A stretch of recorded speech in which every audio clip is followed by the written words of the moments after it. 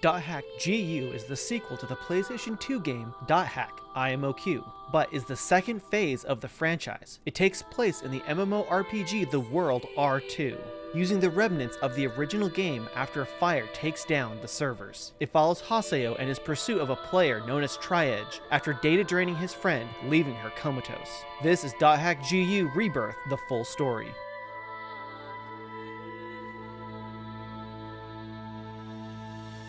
Logging into the revised root town Makanu, Haseo takes in his new environment. Upon arriving, two players by the Chaos Gate, Ioten and AIDA, call out to him. They can easily tell that he is a new player and offer to show him the ropes to get the hang of the game. He agrees and they send over their member addresses that allow them to message and join parties. Once they're in a party, they take Haseo to a low-level field and teach him the basics of combat and mission objectives. Later entering the altar, they reach the treasure of the beast statue and offer it to Haseo since he is the newbie. Immediately after claiming the reward and thanking them, he is met with a blade at his neck. Ioten tells him that while the treasure is Haseo's to claim, their reward is him, and taking out new players is something that they enjoy. New players like him aren't qualified to be playing the game.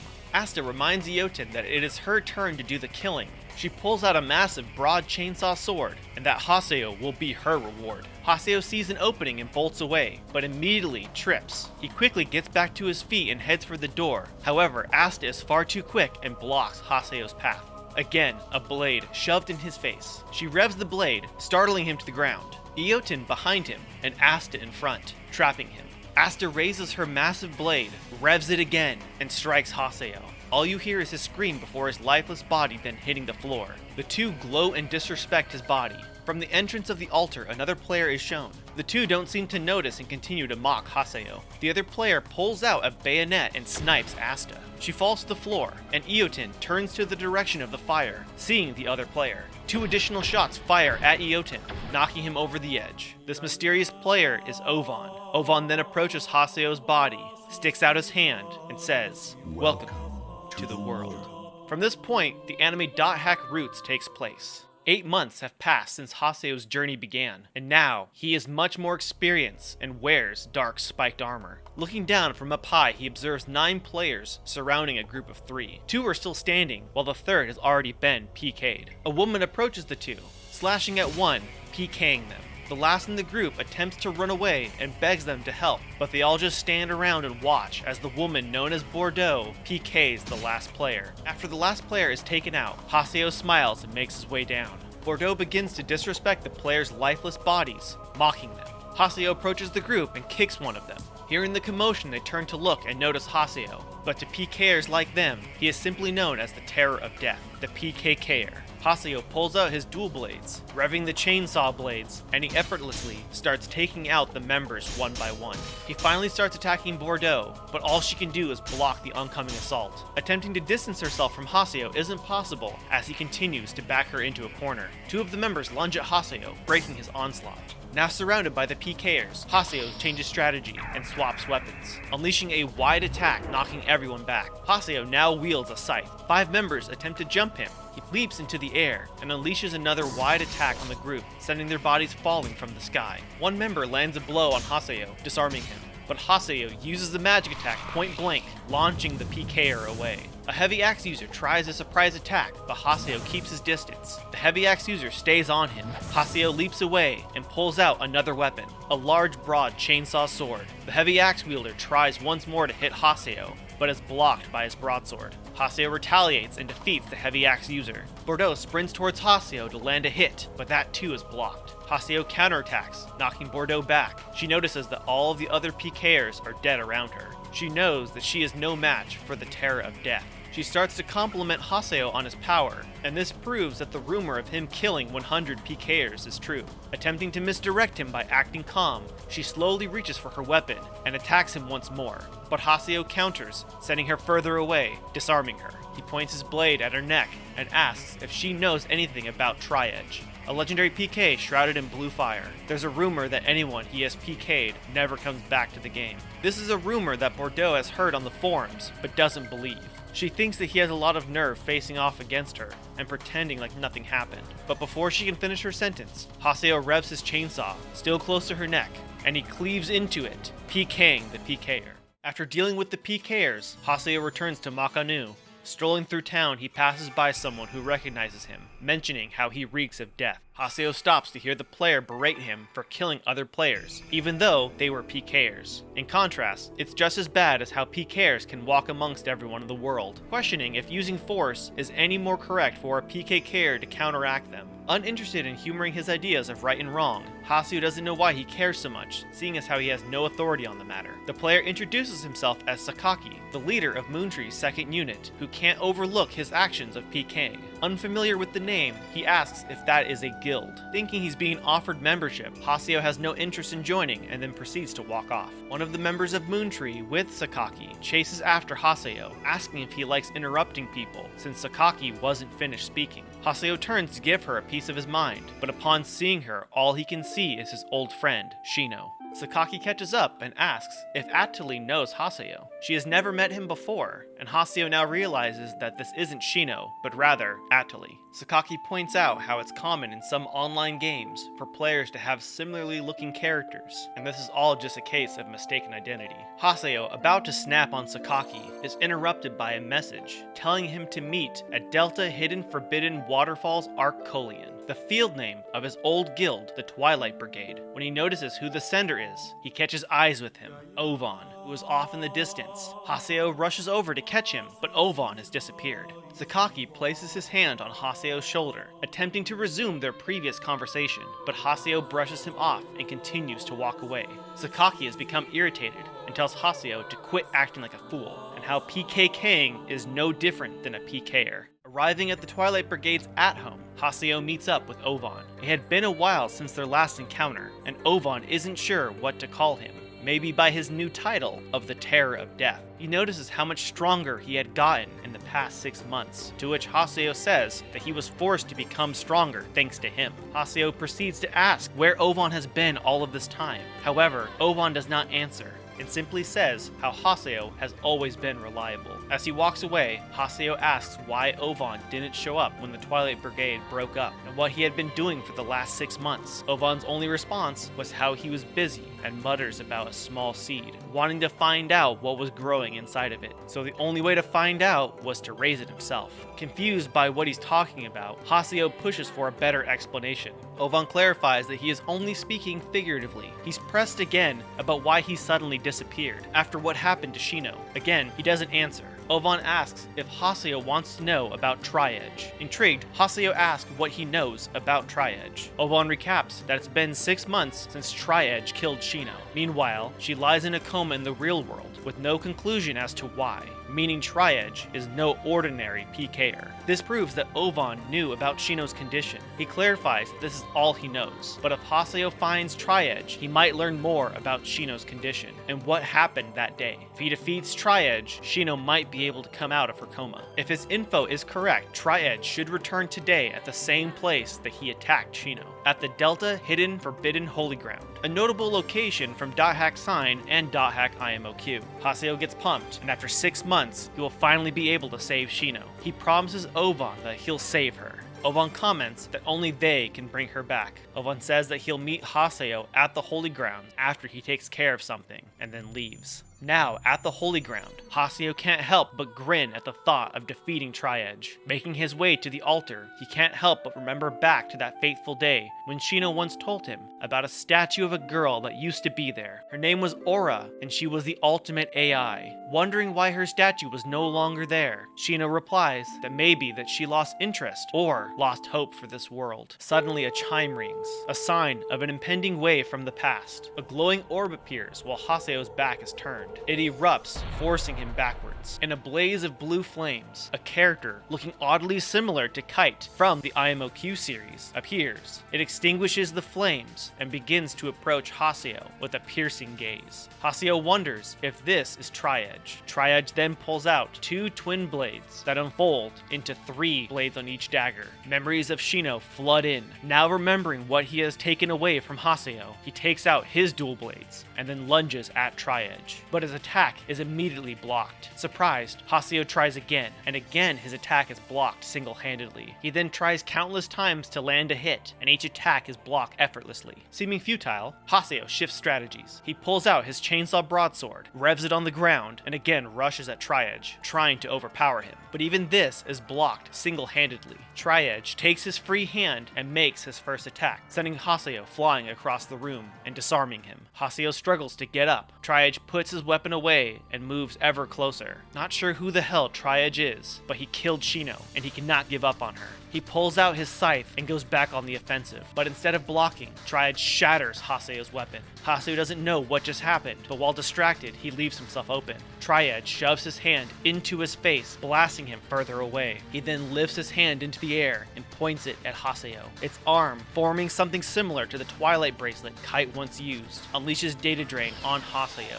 screaming in pain until the data drain finishes. Haseo falls on his hands and knees, looking back at Tri-Edge, before realizing that something is wrong. Light begins to form around him as parts of data float off, similar to what happened with Shino. His entire body, now covered, breaks down. He screams again, his armor gone, and his body fading away. The last thing he sees is Ovan entering the Holy Ground.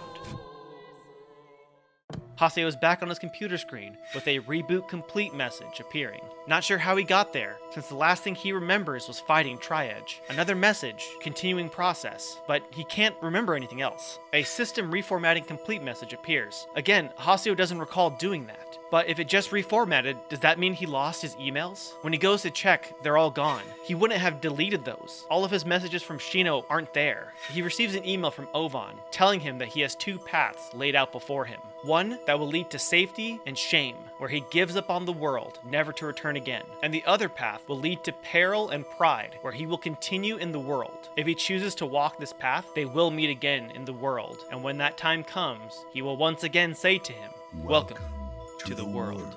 Ovan should know better. Haseo will go back into the world and get Shino back no matter what. On the message boards underneath rumors, a post can be seen talking about Tan, a guild that is referenced in .hack roots. Another rumor includes the Forest of Pain, an area Haseo visited within .hack roots, and another post called Mysteries of the World, with some keynotes such as the little girl in the hall, most likely referring to Aura, Tuning Fork, the sound heard before one of the waves, and Tri-Edge, who we know very little about right now. A rumor is said that if you go to the cathedral at midnight, you can hear a girl crying, and after a week, you fall into a coma. Sadly, this isn't in the actual game. The Tuning Fork is close, where if you hear it, you fall into a coma. And lastly, Tri-Edge, and how a triple-clawed, twin-blade player people come across fall into a coma. On the fan art image board section, a tribute can be seen about Haseo, on how a player mentions how they were PK'd, and Haseo came in and saved them. On the official forum, a post about the medic union can be seen with Heel Red Private Seisaku, who you can run into in the wild. This is supposed to be a player that you see in .hack roots.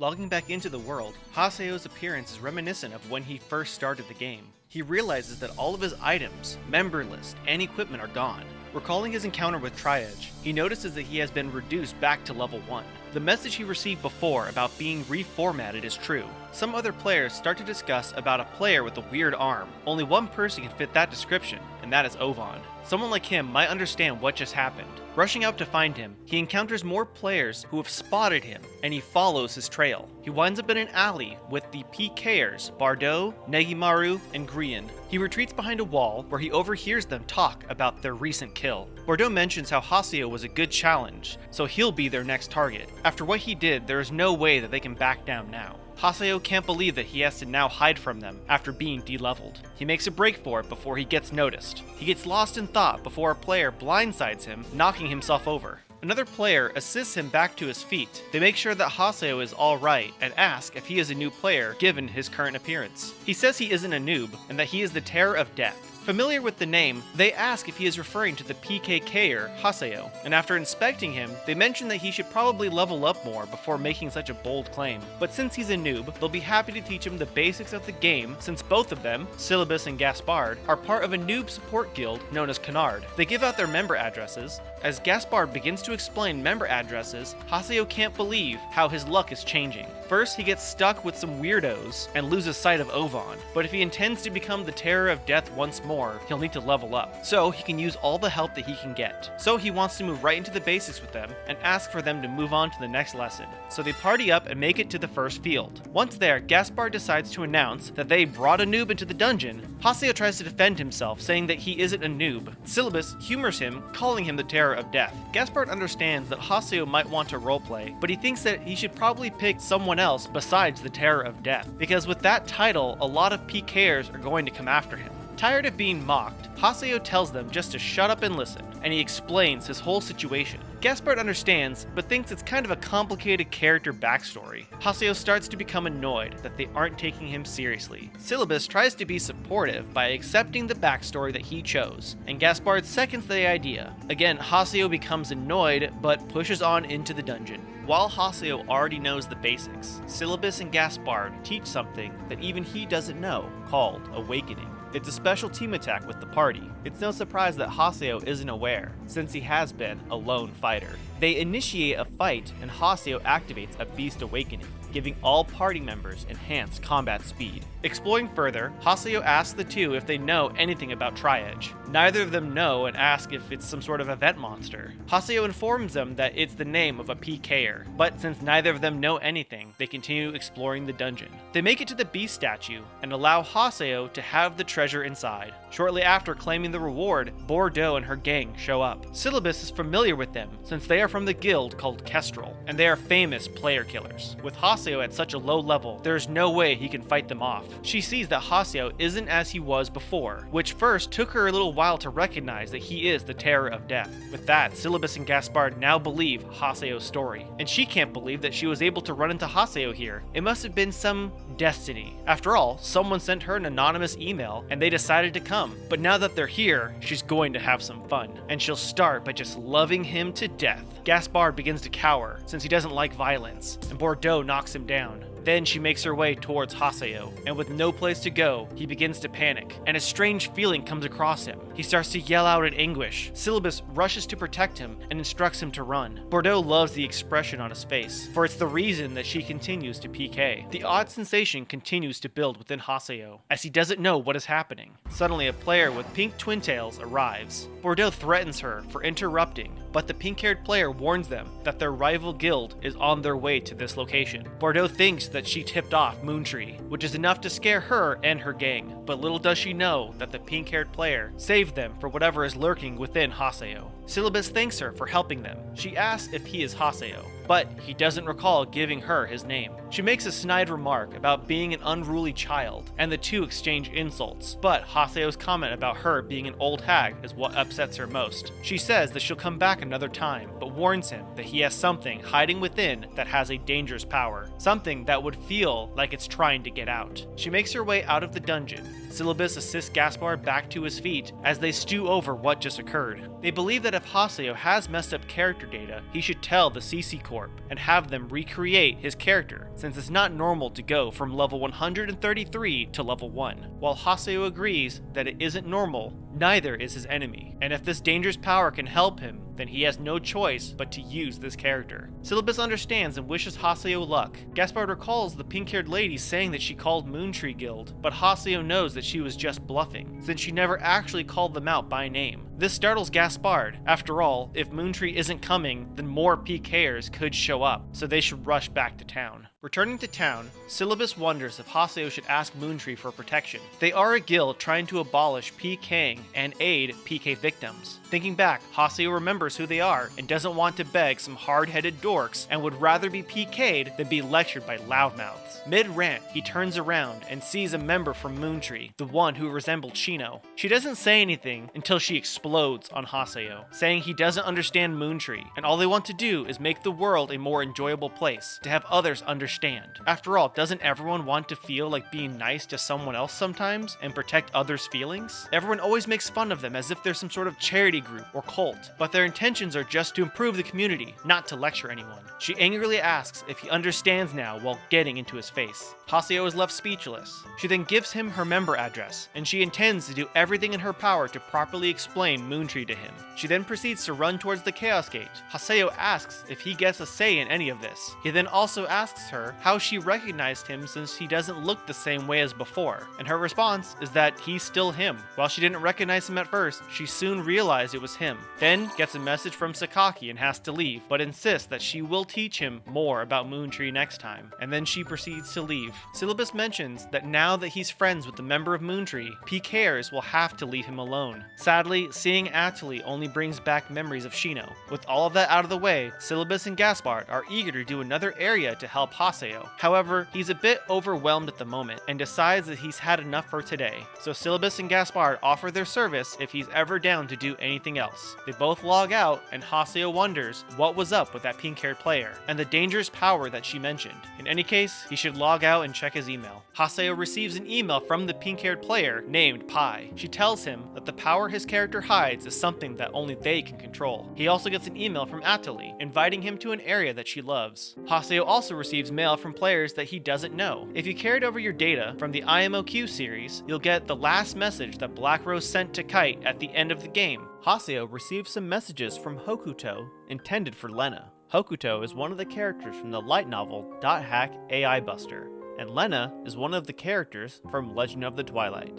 Logging back in, Haseo goes with Atali to her favorite field. She hopes that she isn't being a bother, but Haseo says that if she thinks that she'll be a bother, then to not message him in the first place. She ignores his comment and mentions how the moon looks prettier than usual. Haseo doesn't know what she is talking about, since it's just an online game. Again, she ignores his comment and wants to find the beast statue. But while exploring, Atali explains the origin of Moontree's name, but Haseo doesn't show any interest, even though it wouldn't hurt to hear her out. She continues on to tell him that Moontree is run by a council known as the Seven Council, and Sakaki is one of the officers. Haseo again doesn't care enough and walks away with Atali chasing after him. After finally reaching the treasure room, Haseo gets what he came for and wants to head back to town. Atali becomes distracted as if she heard something. She asks Haseo if he heard it, but he hasn't. Curious, she follows the noise, which leads them to a symbol marked on the side of the altar. Haseo recognizes the symbol as a sign of Tri-Edge. Suddenly, the two are sucked into the marking and are now in a cave, presumably the Lost Grounds. A massive glowing tree rests in a lake of water. Atali thinks that this is a fantastic discovery. Taking a look towards the tree, Atali spots someone sitting on the roots. Donned in all purple armor with long silvery hair, they play with an odd, pitch-black, bubbly substance. Atali becomes infatuated at how pretty the bubbly object is, as the man in purple waves it around before the sound begins to play again, and it's coming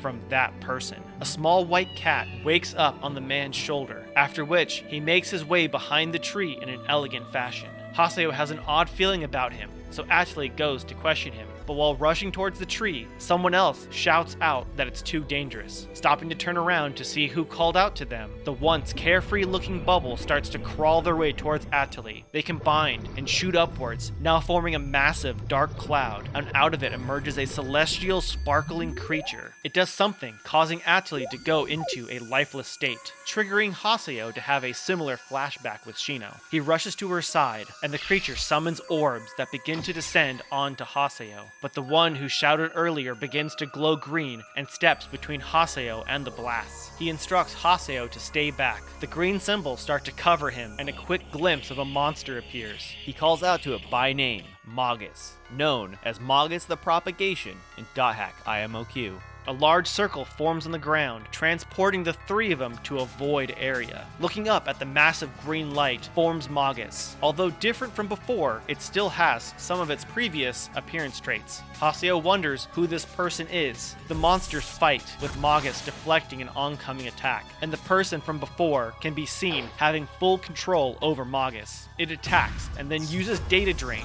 It successfully hits its target, and once the Celestial is defeated, the man turns back to his normal appearance, with the void area dispelling, bringing them back to the cave. The man asks if the two of them are alright. Atali soon wakes up and wonders what just happened. She believes that she was attacked by a strange monster, heard a loud sound, and that's all that she can remember. Haseo wonders if she also fainted in real life.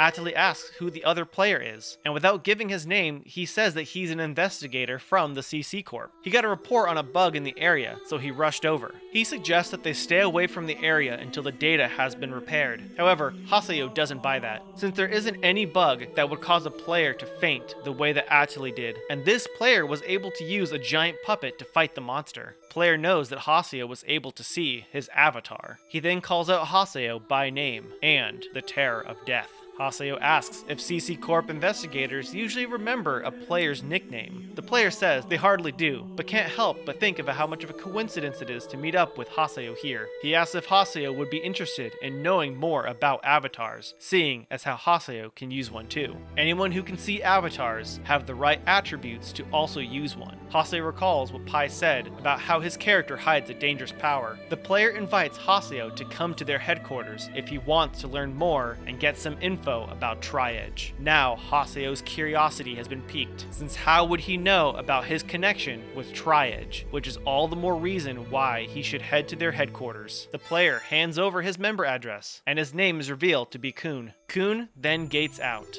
Atali thinks this has become a big fiasco, but Haseo is more concerned that she brushed off what just happened to her. She doesn't understand why Haseo's tone changed so quickly, probably trying not to have a similar incident that happened to Shino. He thinks if they hadn't been so lucky, she might not still be here, but he shrugs it off. Atali sees how Haseo's expression changed and realizes that she caused more trouble for him and apologizes. She requests for him to give her another chance, and being bashful, he turns away but requests that the next time she invites him to make it somewhere he can level up. She smiles and they make their way back to town.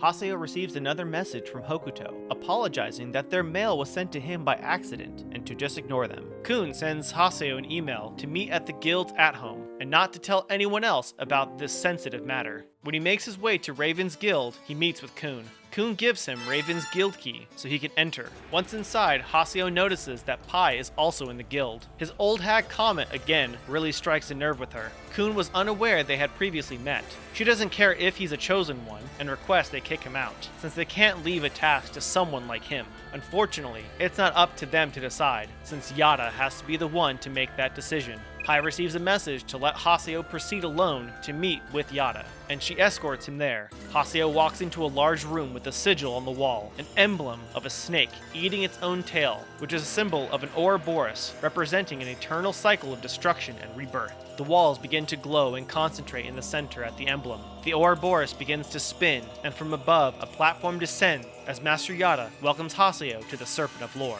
It has taken quite a long time, but they finally meet. Haseo compliments the setup. He heard of an admin-only area before, but didn't know they actually existed. Master Yata says that it's nice to meet him, although it's strange to say, seeing as how he has been keeping a watch on Haseo for quite some time. He brings up multiple camera feeds from around the world, and mentions how there have been developments in the world that defy the system parameters, one of which being a certain phenomena that Haseo has experienced, such as the reformatting of his character data. Now realizing Yata has been spying on him, he becomes irritated. Yata explains that to be an admin, one must observe, protect, and manage. Both events involving his reformatting and Tri-Edge are under his administration. Yata says a bug that is not a bug, such a phenomenon could never happen within the world, but it has, and their overall designation for this they refer to as AIDA. For now, no other players in the game know anything about it. Haseo already encountered it and seen the danger it possesses, referring to Tri-Edge. The ability it used on him was known as Data Drain. Tri-Edge is the phenomena that defies the system.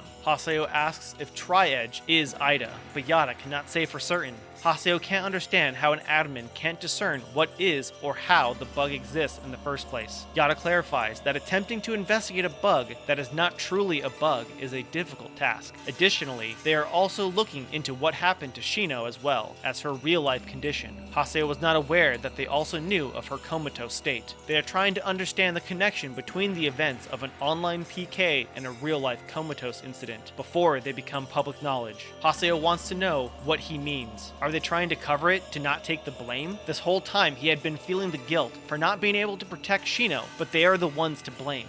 Yata doesn't believe it is their fault that she became comatose. The one who injured her and leveled him down was Tri-Edge. Haseo believes it was their fault for letting it happen, but Yata explains that they can't shut down an entire game over what happened to one player, and the only way to find out is to figure out AIDA, Tri-Edge, and the comatose players from within the game. Yata and Haseo share a common goal, but Haseo wonders how his cooperation is going to help them. Yata says that the only thing that he needs from him is the power that lies dormant within him, since his character was created from a CC Corp past project, making him a chosen one. Characters like this are known as epitaph users. Others include Kuhn and Pi, and the only ones capable of fighting AIDA are epitaph users. So all he needs to do is help debug the game of any unruly phenomena, and the only way to do that is with an avatar. The only issue is Haseo doesn't know how to use one of those yet, but only because his avatar has not yet awakened. All he needs to do is learn how to use it, then he can go up against Tri-Edge. Haseo agrees to help under one condition. He doesn't take orders from anyone.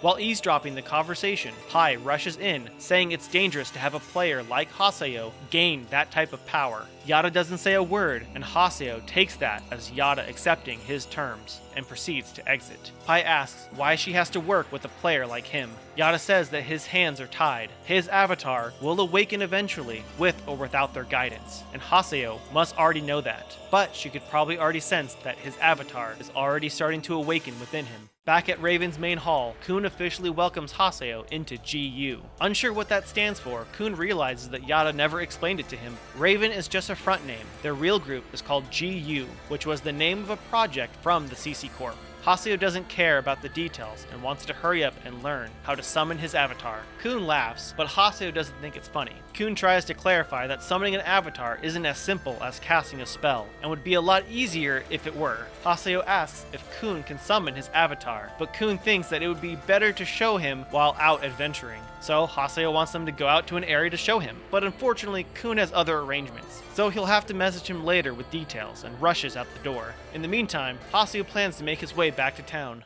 However, when he makes it into town, Gaspard runs into Haseo. He clings to him, begging for help. He was supposed to open the guild shop with Silabus, but they don't seem to have enough inventory, and with very little time left and no inventory to sell, he begins to freak out. He mentions the items that he needs. Haseo recognizes that these are common items sold by the NPC vendors, and he suggests buying some from them to just resell. Gaspard requests help buying the supplies that they need and gives him the money to cover the cost. Gaspard only requests him to buy half of the items on the list and come back, and Silabus should return by then. Gaspard runs off to get the other half of the supplies. After acquiring the items needed, Haseo hands off the goods to Silabus. He inquires what they are doing, and Silabus explains that they are managing a shop, something other players in the world do. Curious about what is taking Gaspard so long, Silabus receives a message that he had gotten lost, and that he'll need to go and look for him. Haseo tells him that he won't move an inch, implying that he won't do anything to help, but Silabus takes that as him volunteering to watch the shop, and he hands the ownership of the store to Haseo. Realizing the mistake, he says that he should just close down the shop until they get back, but Silabus can't close down the shop since their best customers will arrive shortly. Haseo again tries to not get involved, but is egged on that perhaps he is afraid of dealing with customers, and not wanting to back down, Haseo takes on the challenge, allowing Silabus to go look for Gaspard.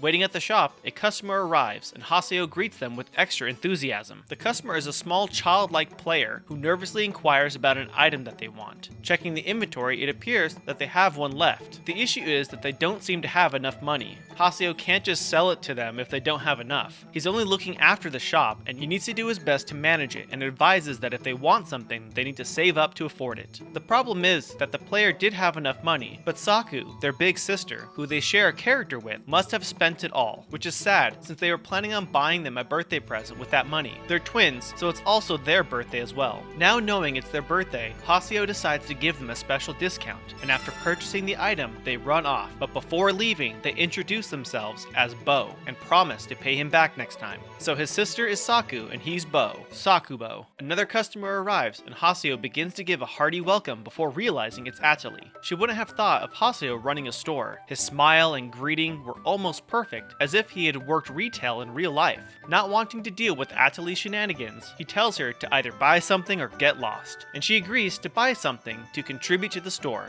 Nearby, Kuhn can be seen flirting with two girls, and in the middle of his flirting, he spots Haseo, who now knows that he didn't have an appointment. While he was off flirting, Haseo has been stuck watching over a shop. The girls become impatient and want to continue their stroll with Kuhn. Gaspard and Silabus return and rush over when they see their old guildmaster. Guildmaster, Kuhn.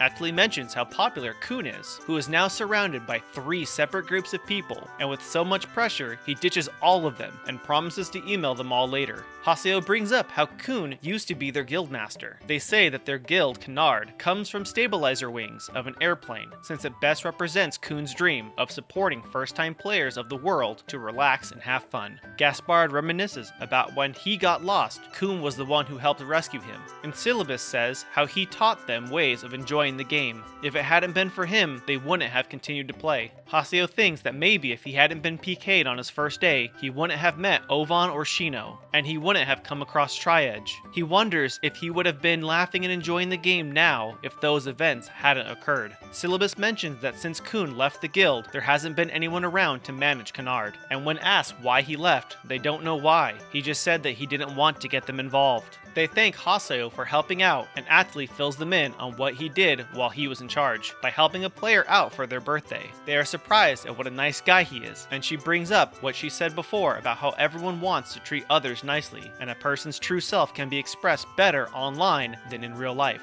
Silabus invites Haseo to join Canard officially. He believes that he has some real leadership skills, which Gaspard seconds. He says that if he were to join, it would be in name only, since he's a very busy guy. Everyone welcomes Haseo as the new guildmaster. Confused, he thought he was only joining as a member, but with his talent, it's only fitting to become a guildmaster. Then everyone proceeds to log out. Checking the forums, Sakubo makes a post thanking Haseo and saying how their sister Saku was happy. He promises to pay him back when he saves up enough money. Haseo receives mail from Kuhn letting him know they're ready for avatar training and to meet him at the Chaos Gate. Logging back in, Kuhn waits for Haseo by the gate. He gives Haseo the field for their lessons, and Pai will also be joining them, just in case there's any trouble. Pai gives him her member address. Impatiently, Haseo wants to know how to summon his avatar. Pai calls him out for his odd approach to asking for help, but Haseo reminds her that it was her boss that wanted him in G.U, so they asked him to help. She doesn't like how he talks about Master Yata, so Kuhn steps in to de-escalate. Yata already mentioned it, but Kuhn recaps that CC Corp made their characters several years ago as part of a project, and that's what the Epitaph users are. When Haseo asks what makes them so special, it turns out that it was a secret CC Corp project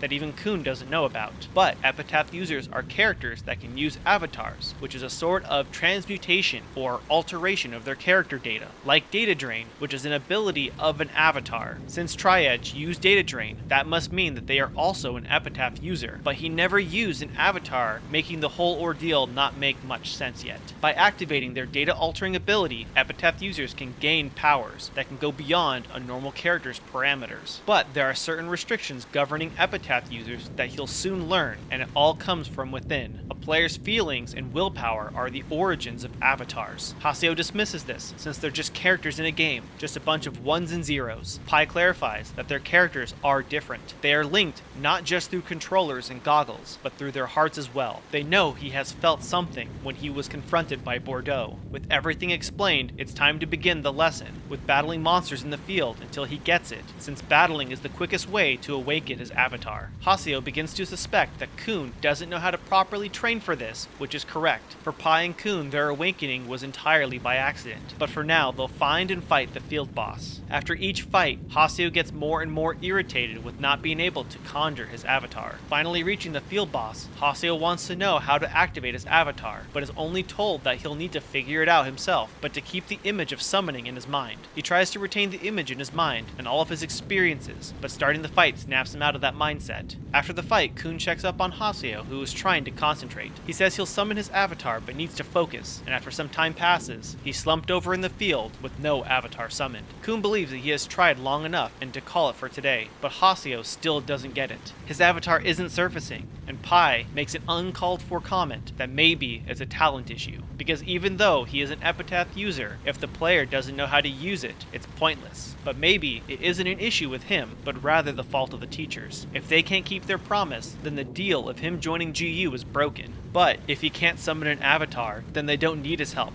which hurts Haseo more. Kuhn suggests calling it for today, so they all return back to the Chaos Gate. Kuhn tries to reassure Haseo not to expect it to work the first try, and that he'll have better luck next time, but for now, just to rest up and regain his stamina. He then proceeds to head out. His head slumped over, Haseo also begins to leave, but Pai says that she is glad that he wasn't able to summon his avatar. She explains why they both were there, that the power he possesses is so great he would have needed 2 epitaph users to support him. With both of them, they would have had enough power to suppress his avatar in the event that he loses control. If his avatar were to go berserk, they would not hesitate to use data drain on him to stop him, regardless of how it would affect him. Seeming a bit cruel, Pai believes with great risk comes great strength, since that is too powerful for both her and Kuhn to have complete control over their avatar's power, and if that power escapes the user's control, it will do nothing but destroy. It shouldn't be used in the first place, but Haseo intends to use that power. Once he has access to his avatar, he would be thrilled to use it, even though that same power is capable of hurting those he cares most about. Pai seems to know Haseo very well, since they are very much alike, but she thinks it would be best if he didn't get involved with them anymore. Summoning an avatar won't make him happy.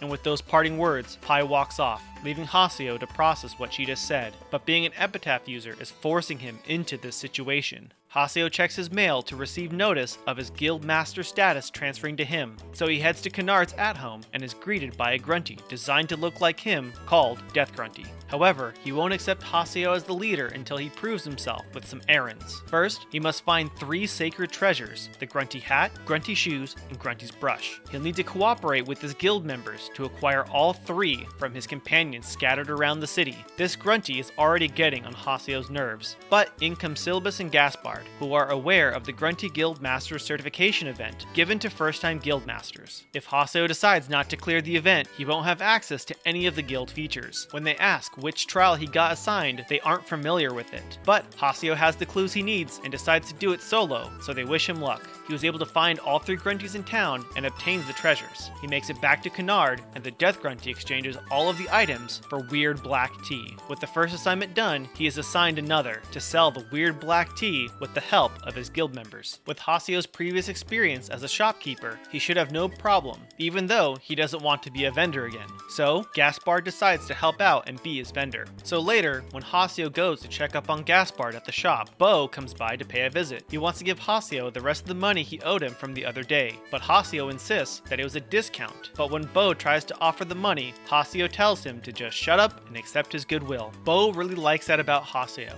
He then asks if he's playing store clerk again today, to which he says that he is doing work as a guild master, and he's in the middle of one of the events. Bo congratulates him and decides to visit his shop to buy the weird black tea, helping him complete his quest. Bo again congratulates Haseo on completing his guild master event. Haseo tries to tell him that he didn't have to do that. Bo returns his kindness with more kindness, only wanting to help, repeating to just shut up and accept his goodwill. Now with the quest complete, Haseo makes it back to Canard, only for Death Grunty to be just as annoying as before. Still not wanting to accept Haseo as the leader, but will employ him as his servant. Haseo tries to suppress his rage at the NPC, but Silabus even says that the Grunty didn't accept him either, even when he was guild master. Gaspard thinks that the event is pretty weird. The Grunty then slaps Haseo, attaching the charm of 1000. It tracks Haseo's every move, and there is no way to remove it. The Book of 1000 tracks a variety of events and rewards goods for hitting milestones, similar to the Ryu books from IMOQ. But after a long day, Haseo wants to log out and check his mail, and when he does, he gets a message that the maintenance on Lumina Cloth is complete, and the area can be accessed once more. So returning to the world, Haseo makes his way to Lumia Cloth, an area with a Nightlight-esque city theme. It's there he runs into Silabus and Gaspard. They ask if he usually comes down to the arena or has ever participated, but his response is a no, which surprises them given Haseo's terror of death background.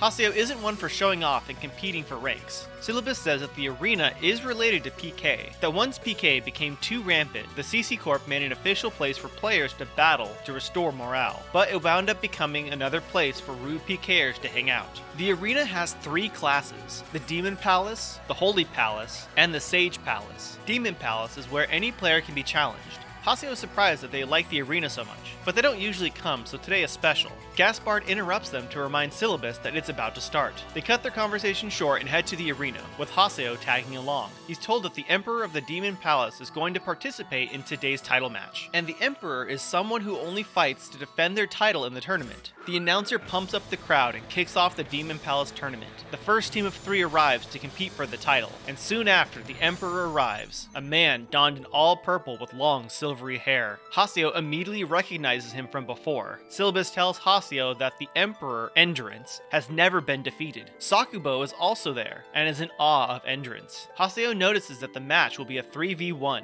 They tell him that's just how great he fights. He's never formed a party in his entire career, and the rules do state that you have to have up to 3 players in a party, but no rule about having less, which only puts that player at a disadvantage. Soon after the explanation, the match begins. The 3 go all out after the Emperor, most keeping their distance while one strikes up close. Haseo isn't impressed since he's just running away, but apparently that's just how he fights. Haseo wonders how he can win if he never attacks. But then, the crowd suddenly erupts, and Endurance is surrounded. He seems to be bored when he then begins to summon his avatar, a cat-like humanoid with a large rose-like dress, almost similar to Maha. Haseo can see the avatar, but Gaspard can't and asks what's wrong. Haseo remembers that only Epitaph users can see avatars. Endurance makes short work of the 3 with his avatar, as they all fall over, seeming to be all hit with one effortless attack. Endurance pets his cat, and the battle is over. The crowd doesn't know what the Emperor did, thinking he must have an instant kill move. Gaspard and Silabus are in awe of what just transpired, and chalk it all up to him being an expert player.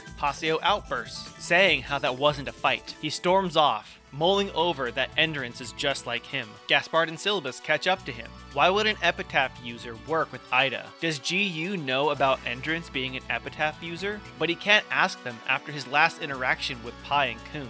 Suddenly, off in the distance, Haseo spots Ovan and rushes over to catch up with him. Ovan was waiting, and Haseo is expecting some answers. He notices that Haseo wasn't able to defeat Tri-Edge, and it would seem that one cannot defeat him without stronger powers. He then asks if Haseo saw Endrance's match, and when asked who Endurance is, Ovan says that he is chasing an insatiable dream. He's similar to Haseo, except he has something that Haseo lacks, and only Haseo can figure out what that is, but until then, he will always be waiting for him too. He doesn't finish his sentence, but concludes that he'll see him again and logs out. Shortly after, a player calls out to Haseo. He recognizes the player, or at least he assumes he does, but the hat has a moon facing downwards instead of upwards. The player doesn't like Haseo's tone towards them. Confused, Haseo thinks back to Bo on how he shares his character with his sister Saku. Creeped out by how he's staring at her, she calls him a freak and figures that he is after Master N. But she won't stand by and allow that because the 2 of them are in love, and when asked who Master N is, she snaps out of her delusion. Silabus and Gaspard catch up with Haseo. AIDA appears and outwalks Endurance. Saku rushes over to him and praises him on his fight.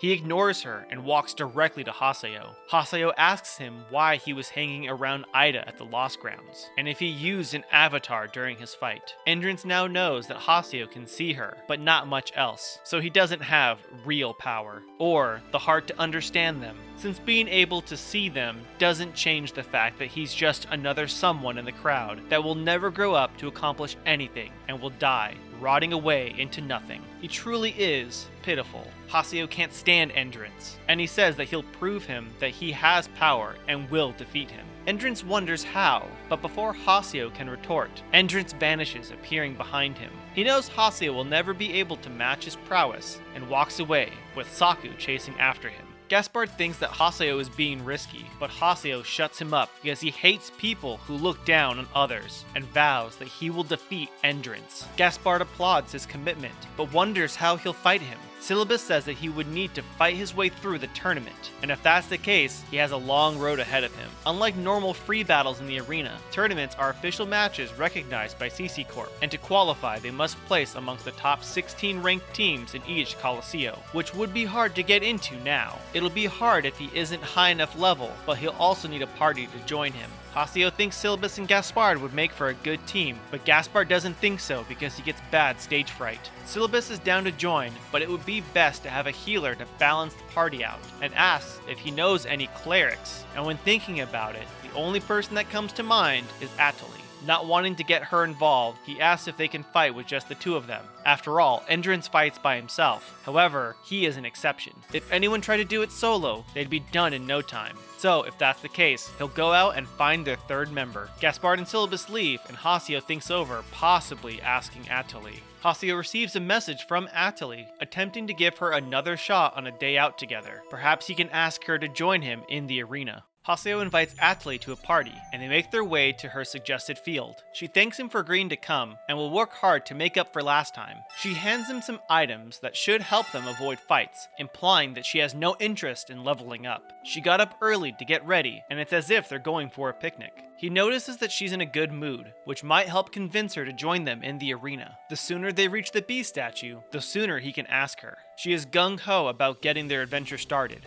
Haseo asks about a shortcut to the bee statue, but she has other plans, and leads him to a spot to see the large cannon called the Crest Gun. It harnessed the power of the goddess Aurora. The humans used it to fire at the realm of the gods, resulting in the gods being destroyed, and the humans had to live with the guilt of killing the gods. This is part of the world's lore, which Haseo doesn't care much about since it's just a made-up story, but Atali cares, since in this world it happened. The feeling of pain and sadness were real here. Haseo can't relate, but Atali believes that the feeling itself has meaning, and that can help connect them to the world and each other. Haseo thinks that she is the only one who feels that way, but maybe her way of thinking is also correct. They move on to their next spot. Atali spots some chickens on an adjacent island and wishes that she can go touch them because she loves all kinds of birds. She even named her character Atali after a bird. Not sure exactly about her name, since her Japanese name Atori could mean bird for tori, but other sites show a brambling bird, but no sources as to where she referred to this. She then asks where Haseo's name comes from. Embarrassed, he says it isn't worth talking about, which only piques her curiosity. Her shouting causes the birds to fly away, which leaves her sad, but it's on to the next place. They spot a Chim Chim. Atali mentions how the world is supported by steam-powered inventions, and that steam is also shared by the Chim Chims. Haseo knows all of this since it's just more of the game lore, but Atali says that while they're inside the game world, they shouldn't forget basic human feelings, like gratitude or consideration. She believes they need to treat this world properly and open up to it, and asks if Haseo has ever met anyone in the world that he could open up to. Again, Haseo can't help but remember Shino when looking at Atali. For her, that person is Sakaki, and now even Haseo. Moving to the next spot, Atali calls for Haseo to hurry and come see. She gets so excited and wants Haseo to see the flowers. They're almost like real flower fields. He isn't as impressed, but this flower bed is her 15th favorite spot out of 132. Suddenly, Atali spots a lucky animal. When Haseo sees it, he recognizes it as the rare gold bird, and he rushes towards it, but Atali tells him to stop, that he can't kick it because then he'll hurt it. He wants to kick it so bad, but must restrain himself if he wants to recruit Atali, even though it is a gold bird. He suggests leaving before he loses it. After receiving the treasure and leaving the temple, Atali realizes that they never got any EXP. Maintaining his composure, he says that excursions aren't so bad, which makes Atali happy since she doesn't care about leveling up and is her reason for playing. Getting too concerned with numbers won't help you notice all of the beauty around you, which would be a real shame. Haseo finally asks Atali if she's ever been to the arena or fought in it. She says that she hasn't, but the idea of players fighting is kind of scary to her. Defeating others just to build your rank is something she detests. Haseo tries to convince her that it would be good to learn a bit more about the world. She asks if he enjoys winning over other people, to which he answers that he does, and who else wouldn't? But Atali wouldn't. But she's also never really had the chance to win anything before, but knows all too well what it's like to lose. The area that they are in was once used for a quest when she first started playing. It was a time attack quest, and she came in last place. Everyone laughed at her for it, so ever since then, she stopped participating in competitive events, which is why she doesn't like the arena. Having higher levels and better weapons doesn't prove anything. It's just a way to show off. Haseo thinks it's normal for players to want to be stronger in an RPG, but Atali doesn't think that's a real goal. What's important is to slow down and stop to enjoy the flowers blooming at your ankles, or meeting new people. Haseo can't believe what he's hearing and snaps. He thinks all of that is stupid, and he doesn't hold back anymore. He calls her an idiot, and he goes to attack one of the pillars, saying that all it is nothing more than computer data, just a bunch of fake objects, nothing but polygons with texture images. How can she find any of it beautiful? The only thing in this world are the players, to become stronger and defeat their opponent, for that is what keeps them all connected, since that is how the game is played. And then he asks her, what's wrong with that? When Atali doesn't respond, he yells at her to answer. Distraught, she can't seem to get a word out until Haseo just tells her to leave and to never show her face again. She runs away and warps out. Haseo doesn't want to be told to slow down, especially when coming out of Shino's face. Returning to Canard, Haseo breaks the news about not being able to recruit a third person. But according to Silabus, clerics are in high demand. However, he has an idea. He suggests recruiting someone using the forums. He'll make a post and send an email once it's live. And after logging out, Haseo receives Silabus' email regarding the cleric invitation post. Silabus takes it upon himself to write a message on behalf of Haseo, which doesn't sound anything like him. Silabus reaches back with a reply on his post. A player named Sakura is interested, but would like to meet with Haseo alone at the beast statue. Logging back in, Haseo makes his way to the field, and just as he warps away, Atali sees him and attempts to get his attention, but doesn't make it in time. Making it to the beast statue, Haseo is confronted by Bordeaux and her two lackeys. She says how she wishes that she could express her love in her special way, but this time, it's strictly business. It seems like Haseo went and pissed off the wrong people by challenging the Arena Emperor. Not only did she set him up, she also gets paid for killing him. A voice calls out to the PKers. It's Sakaki and another member of Moontree. Bordeaux wonders what one of the top members of Moontree is doing here. Sakaki says that he's only there to talk about proper online etiquette with them. However, not in the mood for games, she threatens to PK all of them, but Sakaki knows that that wouldn't end well for them. And while members of Moontree are prohibited from attacking other players, defense against unjust violence is another story. Matsu, the other member from Moontree, draws his weapon, itching for a fight. Sakaki doesn't want him to get too hasty, but Matsu's got a hold of himself. Sakaki knows that the three PKers are part of the Kestrel Guild, and their guildmaster Gabi lets some things slide, but doesn't endorse PKing. And if he were to find out that they PK'd members of Moontree, he'd have no choice but to administer disciplinary actions on them.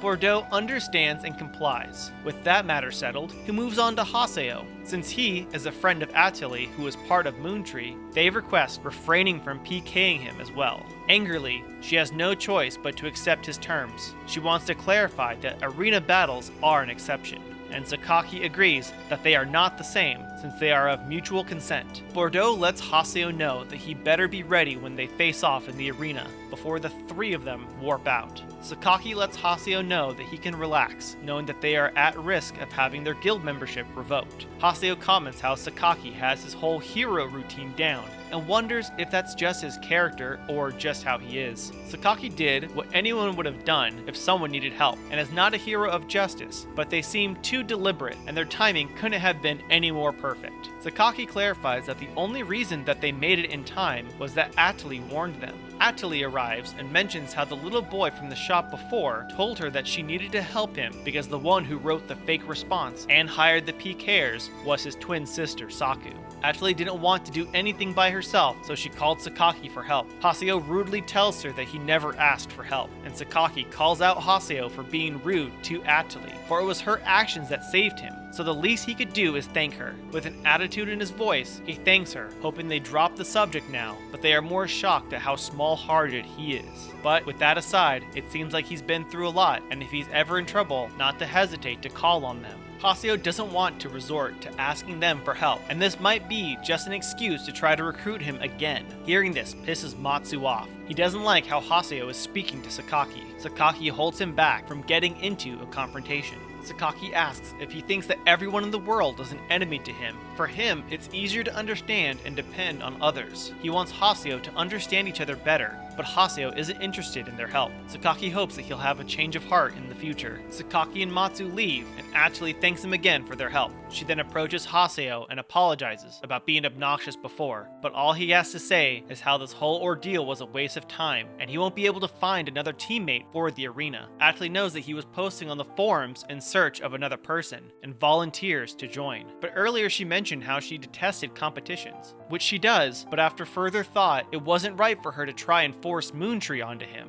and should try to understand him better, as well as the arena and everything else. Besides, she should know what winning is like for once. Haseo thinks that's great and will do his best for her to enjoy victory, and invites her to join Canard. The two awkwardly stay quiet for a moment, before Atali dismisses herself. Returning to Canard's at-home, Silabus and Gaspard can't help but notice how happy he is, even though he doesn't realize it, and gives the good news that Atali will be joining them in the arena. So, heading to Lumia Claw, Haseo, Silabus, and Atali register for the arena. Silabus begins to feel nervous, but Haseo isn't fazed. Hunting monsters is no different than players. Gaspard mentions how there will be an audience, and when he tried participating, he was so nervous he froze and didn't do anything. All this talk about nerves, and they decide to ask Atali how she's feeling. She's lost in thought until Haseo calls out to her. She too seems nervous, but promises that she'll do her best, but also wants to know what to do once in the arena. They tell her to mostly focus on healing them. They hope that they'll do alright, but there's only one way to find out.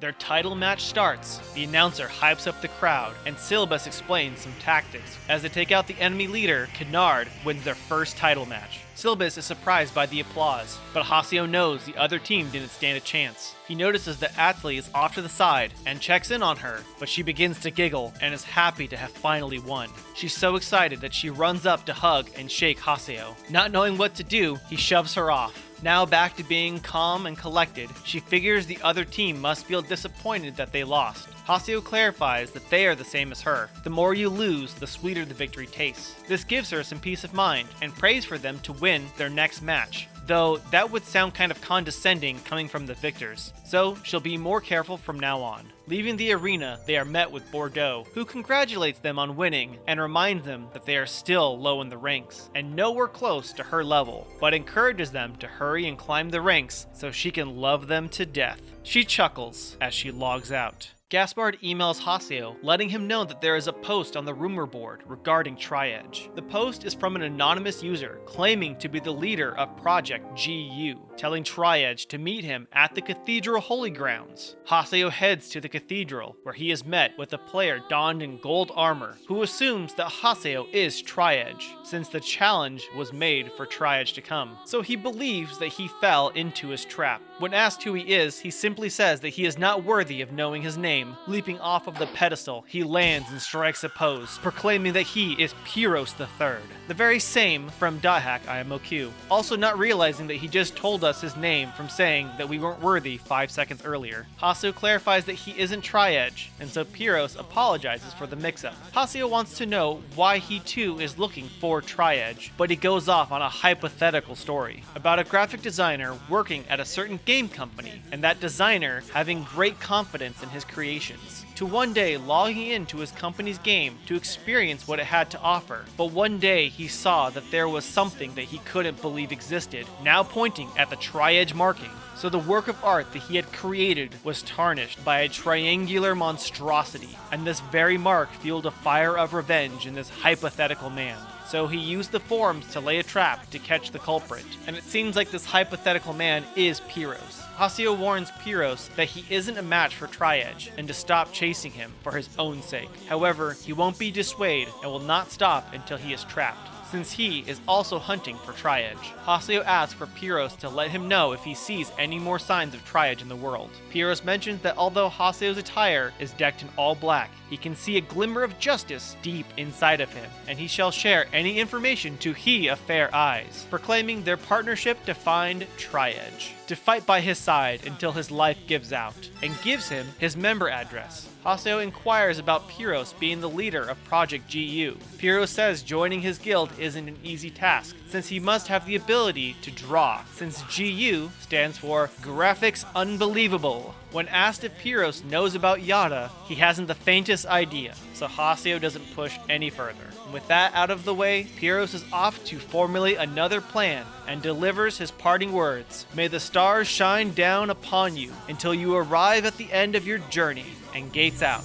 The whole experience has shaved 10 years off Haseo's life. When returning to town, Gaspard can be seen in a depressive state. Calling out to him snaps him out of it and rushes over. Seeing how he is acting, Haseo asks if everything is okay. Seeming to hide something, Gaspard says that he's fine and the same as always. With everything seeming to be fine, Haseo heads out to town, but Gaspard reaches out, not seeming to be fine. Later, while rising through the ranks in the arena, a voice calls out to Haseo. He can see much potential in him, and while watching his matches, Haseo thinks that he is a fan, but that's far from it. He notices how Haseo doesn't seem to understand the differences between an area and arena battles. He's not using his skills properly and isn't coordinated with his teammates. Annoyed, he wonders if this old guy is trying to pick a fight with him, but while Haseo has been winning up until now, it won't be so easy once he fights in the higher ranked matches. If he truly wants to win, he'll need to listen to some advice from someone who's been in his shoes. Haseo believes that he's doing just fine, but the old man thinks that if he's doing well enough, then to show him how well he's doing. He gives Haseo a field for a mission. If he can complete it, then he'll recognize his abilities. Haseo doesn't seem to get why he should care what he thinks. The old man says that if he's too scared, then that's fine, and while seeming looked down on, Haseo takes up the challenge. Heading to the field, Haseo has the objective in mind, but suddenly receives mail from Antares, telling him to warp from the center of the spiral. Continuously, Antares sends mail to Haseo, guiding him through the puzzle. Upon reaching the bee statue, waiting there is the old man, saying how it wasn't as easy as he thought, but Haseo begs to differ. Seeing such young spirits not having any fears gives him some delight. When questioned what he means, he gates out without further explanation, leaving Haseo with nothing out of it. Shortly after rising through the ranks, Haseo gets mail that his team is now eligible for the Demon Palace Arena Tournament, and whoever is crowned the winner will get to fight the Emperor. Registering for the tournament, Saku pays a visit to Haseo and calls him an idiot, and says how he doesn't even realize that people are suffering because of him, and runs off. Haseo doesn't know what she means. He receives mail from Silabus. He's wanting to talk about something and to show up at the shop as soon as possible. So returning to town, Kuhn waits for him at the gate. Haseo is still a little bitter about before, with how Pai lectured him about not needing someone who can't summon an avatar, but he denies that he is, and asks how Pai is doing, to which he says that she's out and about as usual. Although she was against him joining G.U, Kuhn doesn't share the same sentiments. Haseo repeats Pai's main complaint of how they don't need someone who couldn't be used as an epitaph user, and Kuhn seems the solution is simple: just learn how to summon it and the problem is solved. He's always believed that if he joined G.U, he'd eventually awaken his full potential as he comes into contact with AIDA. He then asks Haseo how Silabus and Gaspard are doing,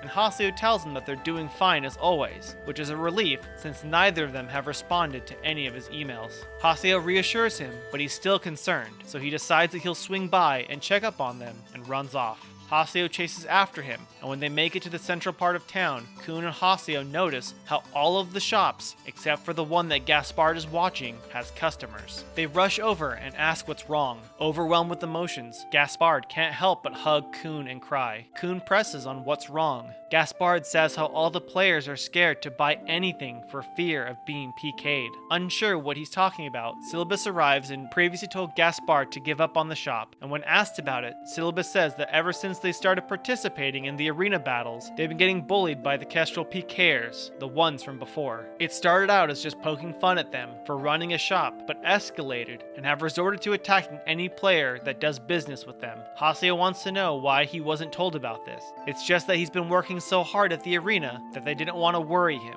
They asked for them to stop, but they just got laughed at, saying that it was their fault for helping Haseo. Since Sakaki got them to stop going after Haseo, they were targeted instead of him. And now, they don't know what to do anymore. Trying to stop Gaspard from crying, Haseo wonders why they don't just beat them up for trying to interfere. His crying is only making them want to bully them more. It's true that they could, but that's also not who they are. Kuhn understands, and he'll go meet with Kestrel's guildmaster and have a talk with him. Silabus can't believe that he's going to speak with Gabi, and Kuhn will do anything to stop Gaspard from crying.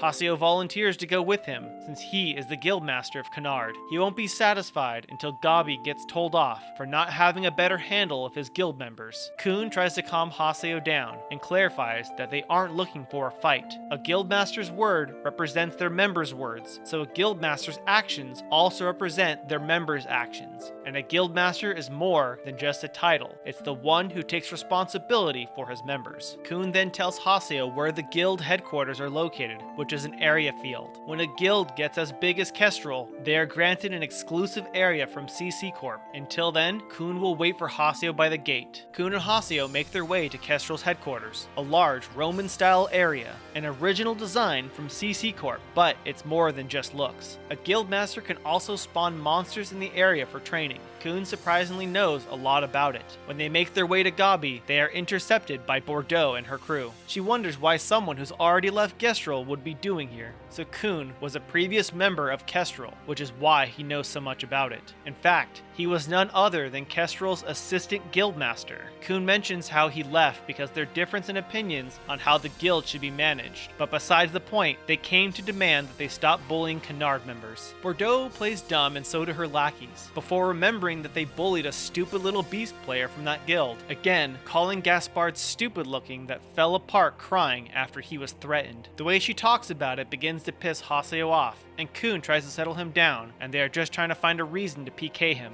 From the distance, clapping cuts through the tension as a beast player rises from the throne, asking if they are done. Kuhn mentions that it's been a while since he's last seen Gabi. Gabi laughs and agrees, then wonders what they are supposed to be talking about. Kuhn replies that it was all listed in an email, but Gabi doesn't read any email longer than 3 lines of text. Kuhn forgot what kind of person Gabi is. The fact that he's changed so little is irritating, and the feeling is mutual. Haseo interrupts, demanding he takes care of the PKers in his guild, who stalk and bully his members unprovoked. As their guildmaster, he should shoulder some of that responsibility. Gabi's response is simple: PKers PK, and the PKers can do as they want also. If you don't want to die, then just run away, for that is the way of the world. Bordeaux mentions that this is their guild policy. Unlike Haseo, Gabi isn't a wuss. Suddenly, a blade appears instantly at Bordeaux's neck. Gabi's sheer speed is something that Haseo has never seen. Haseo never even saw him move from his throne. Gabi says that he will not tolerate boredom if she only has a boring conclusion prepared, threatening her if there is no good payoff. He then removes the sword from her neck. He drops the heavy blade end first into the ground. Bordeaux ups the stakes. She asks if Haseo is participating in the next Demon Palace tournament, and he confirms that he is. So coincidentally, she and her gang are as well, and their first round opponent just so happens to be Haseo. She offers to settle the score in the tournament. Gabi asks if she will win, to which she says that she will, of course, win. Again, he asks if she promises that she'll be victorious, and again she agrees. He proclaims that promises are only promises when they are kept, and if she loses, she knows what will happen, and she knows very well what's at stake. Haseo clarifies that if he wins, she will never bother Canard ever again, which is agreed upon. Too easy to agree, Haseo has doubts, and proceeds to ask how he can be sure that she'll keep her promise. She says that it's none of his concern, but promises made to Gabi are absolute to Kestrel, and if they break a promise, they are permanently disbanded from Kestrel. Again, Gabi's speed is so unmatched, he moves back to his throne and agrees with Bordeaux's statement. Gabi gives an analogy that a cornered beast like she is right now is a very beautiful thing. Flattered, she appreciates his comment. Then, she and her subordinates gate out. With that out of the way, that should be everything, but Kuhn doesn't seem himself. He calls out to Gabi again, but his speed is unmatched and is no longer sitting on his throne. He's a mystery. It seemed as if he already knew everything that was going to happen. Kuhn comments that he might seem like a fool, but he knows all the vital points. He couldn't have become head of the 5,000 strong Kestrel for nothing. At this point, there is nothing else to negotiate, so they should return to Canard. Once there, both Gaspard and Silabus still have sad expressions. Haseo attempts to cheer them up that now all they need to do is beat them in the tournament. However, that isn't the issue. The problem is that the world has become a place they don't want to play in anymore. They want a world where everyone is happy and smiling all the time. When he watched the shop, it was fun. People came and went, and there were smiling, happy people, which made him happy. But that's not the case anymore, and he's lost the same feeling that made him smile. This world has become something that he hates now. It's no longer fun. Remembering all the times that he spent with Gaspard, he recalls that the only reason they kept playing was because it was fun. It completely slipped his mind. Haseo apologizes to Gaspard for taking this too far. He asks if Silabus can look after Gaspard. Silabus might not be able to participate in the tournament, which makes him a little depressed. Shortly after leaving the guild hall, Kuhn goes to talk with Haseo. He understands how he feels and suggests that he withdraw from the tournament. He didn't mention it before, but the G.U members are also entered into the tournament. They must also be trying to go after Endrance, because not only is he an Epitaph user, he's also connected to AIDA, so they need to investigate. All forms of contact haven't led to any responses, and they can't get a trace of him to follow his movements, so they'll have to take a more direct approach. It all seems rough, but doesn't concern Haseo. But on the contrary, since Endrance is an Epitaph user, Haseo can't do anything to stop him with such a low level, and not having the ability to summon an avatar. Where he sits now, he couldn't even beat Bordeaux, let alone Endrance. If he's concerned about Gaspard, he'll find another way to settle it, and to not rely on him. Haseo turns around and is surprised. It's just an online game, yet Gaspard was really crying. Perhaps he should quit if he doesn't like it. Kuhn disagrees. Quitting wouldn't solve anything, and he shouldn't be calling it just an online game, because there are some things in the world you can only do here. After all, that's the reason why he still logs into the game. Realizing Kuhn is right, not wanting to let Gaspard down, Haseo decides that he isn't going to withdraw from the tournament. Kuhn, not too happy with that response, just tells Haseo to do whatever he wants and gates out. Silabus sends a message that due to everything that has happened, he's going to stay by Gaspard's side since he's been feeling depressed, which means he won't be able to fight with him in the arena. Antares also sends a message letting Haseo know that he'll be waiting for him at the Chaos Gate. So, logging in, Antares knows Haseo seeks to become stronger. So now is the time for him to awaken the true power of an adept rogue. He's of course referring to a job extension that has returned according to the world site. With the extension, he'll be able to access a higher class job, and all he has to do is complete a quest. However, Haseo is familiar, but it had been a long time and that he forgot. All Haseo needs to do is gather info from mail and forum posts, then go to the quest shop and accept the special quest. Right now, Haseo needs all the power that he can get. So after receiving the email from CC Corp, he can now pick up the solo quest from the shop. Heading to the quest shop, Haseo accepts the special quest, and once at the field, he begins to hear a voice. You who have come in search of power. If you want the symbol, solve the puzzle of the spiral labyrinth and reach the temple. Transport from the center of the spiral. This is your only clue. This all sounds so familiar, but then it dawns on him. This is the same method Antares gave him earlier. Progressing further in the dungeon, he also receives messages from Antares. Reaching the beast statue, Haseo receives the Twilight symbol, and when returning to the quest shop, the quest giver casts an enchantment transporting them to a mysterious area. Magic envelops him as he begins to float. Then, as he glows, he extends himself, now donning a new attire, and markings appear on his face. Once he lands back on the ground, he is transported back into town, and he is now able to wield a heavy broadsword. Antares was waiting for Haseo's return. Haseo wondered why he was going through the trouble of teaching him anything, but it seemed he was just feeling whimsical. Antares then proceeds to gate out. Haseo heads to the arena counter to register for the next fight with just Atali. She notices that Haseo looks different. He explains that he went through a job extension, which isn't enough to make up for the lack of a third party member, but it will help. Once in the waiting room, Atali begins to feel nervous. Haseo tries to calm her down, and she wonders if Silabus and Gaspard will come and watch them, but Haseo is sure that they will come. He then tries to amp her up, saying that they should put on a fight that they won't be ashamed of, and she says that she'll do her best. Everyone is in attendance. Kuhn, Pai, Saku, Silabus, and Gaspard. The announcer introduces the special commentator for the tournament, which is Gabi, who oddly says something about how nice it is for a picnic. But Team Haseo and Team Bordeaux enter the ring and the fight begins. Shortly after, Bordeaux mocks Haseo. The two exchange blows, but she gets the upper hand and knocks Haseo back. On the floor, she walks over and mocks him, even poking him with her weapon. Thinking about those that he can't let down and must protect. Silabus, Gaspard, Atali, and Shino. He promises that he will kill her with his own hands. Her, Endrance, and Tri-Edge. Suddenly the sound rings, and Haseo is now in a black void, and a voice calls out, "I have found you."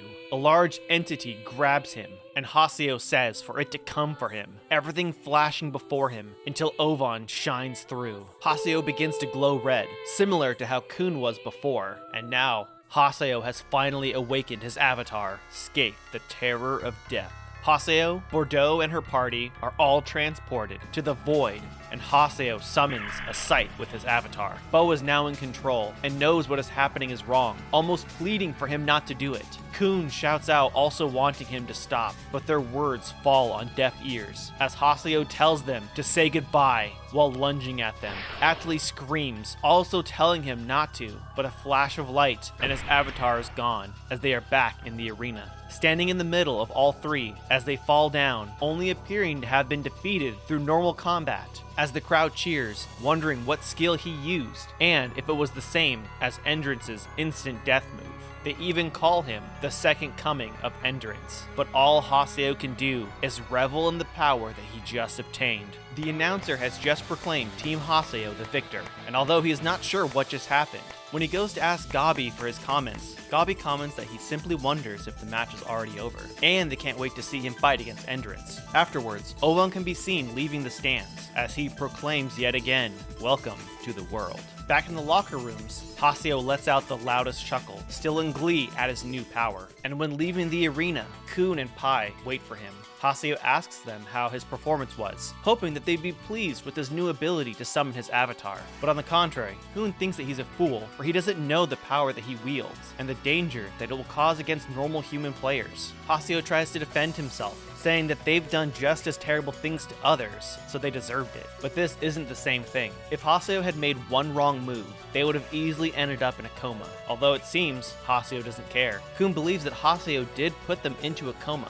but he reassures him that they woke up after the attack, so everything is fine. Which is besides the point. But at this point, Kuhn is arguing with a brick wall, and Pai knows it, because as far as he's concerned, an avatar is nothing more than a tool to him. This comment seems odd, because what else is an avatar to them? Kuhn butts back in, wanting to be very clear that the power that they possess is a power that is deviated from the system. If they were to use it without restraint, the rules of the world would be wrecked, which is why they should never use an avatar except against AIDA. Kuhn has never been more serious about anything else, but Haseo doesn't seem to understand the severity and will use whatever power that he has the way he wants to use it. Kuhn continues to try to convince him that what he's saying is no different than what hackers say. Haseo feels like he's getting lectured, and again, he says that he'll use the power however and whenever he likes. If he's going to be referred to as a hacker, then so be it, but he has no intention of changing how he plays the game. Haseo then walks off. Kuhn calls out to him again, since he isn't done, but it's no use. Pai knows what kind of person Haseo is, and tells Kuhn that she told him so, that he isn't fit to be an epitaph user. Logging out, Haseo checks his mail and gets a message from Silabus. He and Gaspard saw his match and compared it to how Endurance fights. He wants to talk back at Canard's at-home. And on the web, there is a story about a middle school student losing consciousness while playing the world. This is supposedly Bordeaux after the arena battle. She was able to regain consciousness after a few hours. We are shown Atli returning to the main town and receiving a message saying that she will be right there. She then proceeds to rush to the town center and then to an alley further down, where she meets up with Sakaki. Returning back to Haseo logging in, he heads to Canard's at-home, and once there, Gaspard gives him a big hug. Haseo doesn't like physical contact, so he shoves Gaspard off. Both Silabus and Gaspard congratulate Haseo on his victory, and Gaspard apologizes for not helping out. They both feel pretty bad, leaving everything for him to solve, and Silabus joins in on the sincere apology. Haseo doesn't think it was a problem and asks for them to lift their heads up. After all, he's the guildmaster, so it's his job. Silabus wants to see if they can do anything to help him, but is just told to do what they want. Yata informs Haseo that he would like to meet to discuss their future direction. So, heading to Raven's at-home, Haseo meets with Yata. He has taken notice of Haseo's awakening. Haseo points out how Kuhn isn't okay with him having this power, but Yata doesn't mind, and Pai doesn't mind as long as Yata is okay with it. But with all of that out of the way, Yata has a mission for Haseo. He will investigate an area to obtain a sample of a first-level AIDA. Haseo asks how he's going to obtain it, and Pai mentions how he he will need to use his avatar's data drain to draw out the AIDA's data. Haseo brings up their agreement about his conditions for joining G.U, and Yata has no issue giving out information about Tri-Edge and pulls up footage from a dungeon with 3 players exploring. But when suddenly the sound plays and a glowing orb appears, similar to when Haseo fought Tri-Edge, Haseo asks what he's looking at. Yata tells him it's a record of an accident that happened a month ago in the world. Tri-Edge confronts the players, and before they can make their escape, he data drains one of them before leaving. Haseo can't help but grit his teeth, seeing at him do what he did to Shino. Yata continues to say that the player who was attacked is now in a coma and has yet to recover. Others are suffering just like Shino. They have a term for those who have fallen into comas this way. They call them the Lost Ones. Haseo asks if Tri-Edge is an Epitaph user, but all Yata knows is that he is no regular player, and upon researching the records for the area, they found information that matches with the 3 other victims, as well as 1 other unknown player ID which they suspect to be Tri-Edge. Those records remain on the logs. However, the entry record for the Chaos Gate around the same time period of the attack that they just witnessed only shows those 3 players, which means Tri-Edge is getting there by other means than a Chaos Gate, which might be similar to the events of .hack Sign when Tsukasa and Sora were able to traverse the world without a Chaos Gate. The next question is, how do they track down someone who has that ability? Right now, they aren't sure, but if they find anything else, they will let him know in exchange for his help investigating AIDA. And with that, Haseo is dismissed. Until he receives word from Yata, Pyros invites Haseo to go on a quest, and he requests that he also invite Gaspard. It turns out that Pyros and Gaspard know one another. Pyros previously visited the shop, and Gaspard was in awe of his awesome character, and they quickly became good friends. They were both surprised to know that Haseo was a mutual friend. Once they start the quest, Pyros admires the graphics of the sea, and how it gives a true sense of being in a real place. Its fog effect being adjusted to give the ocean and sky the same color is a very nice but difficult touch. Gaspard wonders if Pyros works for a game company, but he cannot answer that question, for he is Pyros III, a man of mystery. Gaspard wants to know more, but Pyros keeps his secrets. Venturing onward, the party runs into a player who is also admiring the graphics of the ocean in the fog. Pyros notices that he is also a man with a sharp eye, and he goes on to say that these ocean graphics are amongst his top 3. Gaspard is sure that Pyros must work for a game company, but Pyros won't say since he is Pyros III, a man of mystery. Gaspard says that he can tell him, but Pyros keeps his secrets. He goes back to the other player, and since he knows a lot about graphics, he asks if it's his job, or maybe he's just a pro, but it turns out that he's just a high school student who likes to draw. Pyros then asks if he would like to become a graphic designer someday, since he shows great promise. The player seems to have a problem though. It seems that his parents want him to get a regular office job, and if he doesn't go to college, they won't support him anymore, so he has a lot to think about. But Pyros tells him to not think,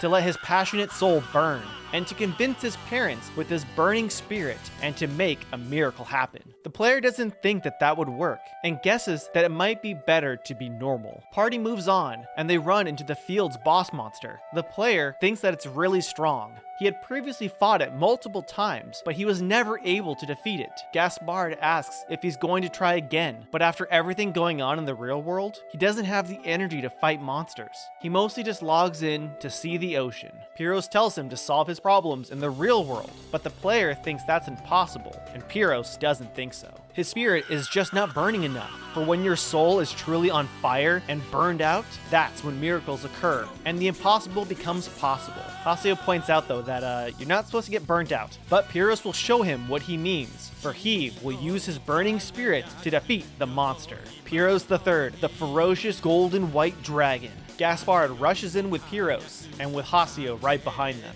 and together they defeat the monster and get the quest item. Pyros goes back to the player to show him what a burning spirit can do, and after watching them, the player feels like a fool for brooding. All he did was complain, but never did anything. So he's going to tell his parents that he wants to be a graphic designer, and that he'll do his best. Pyros knew that he would say that, and once he is able to fulfill his dream, they shall meet again, for the members of G.U will be happy to have him join.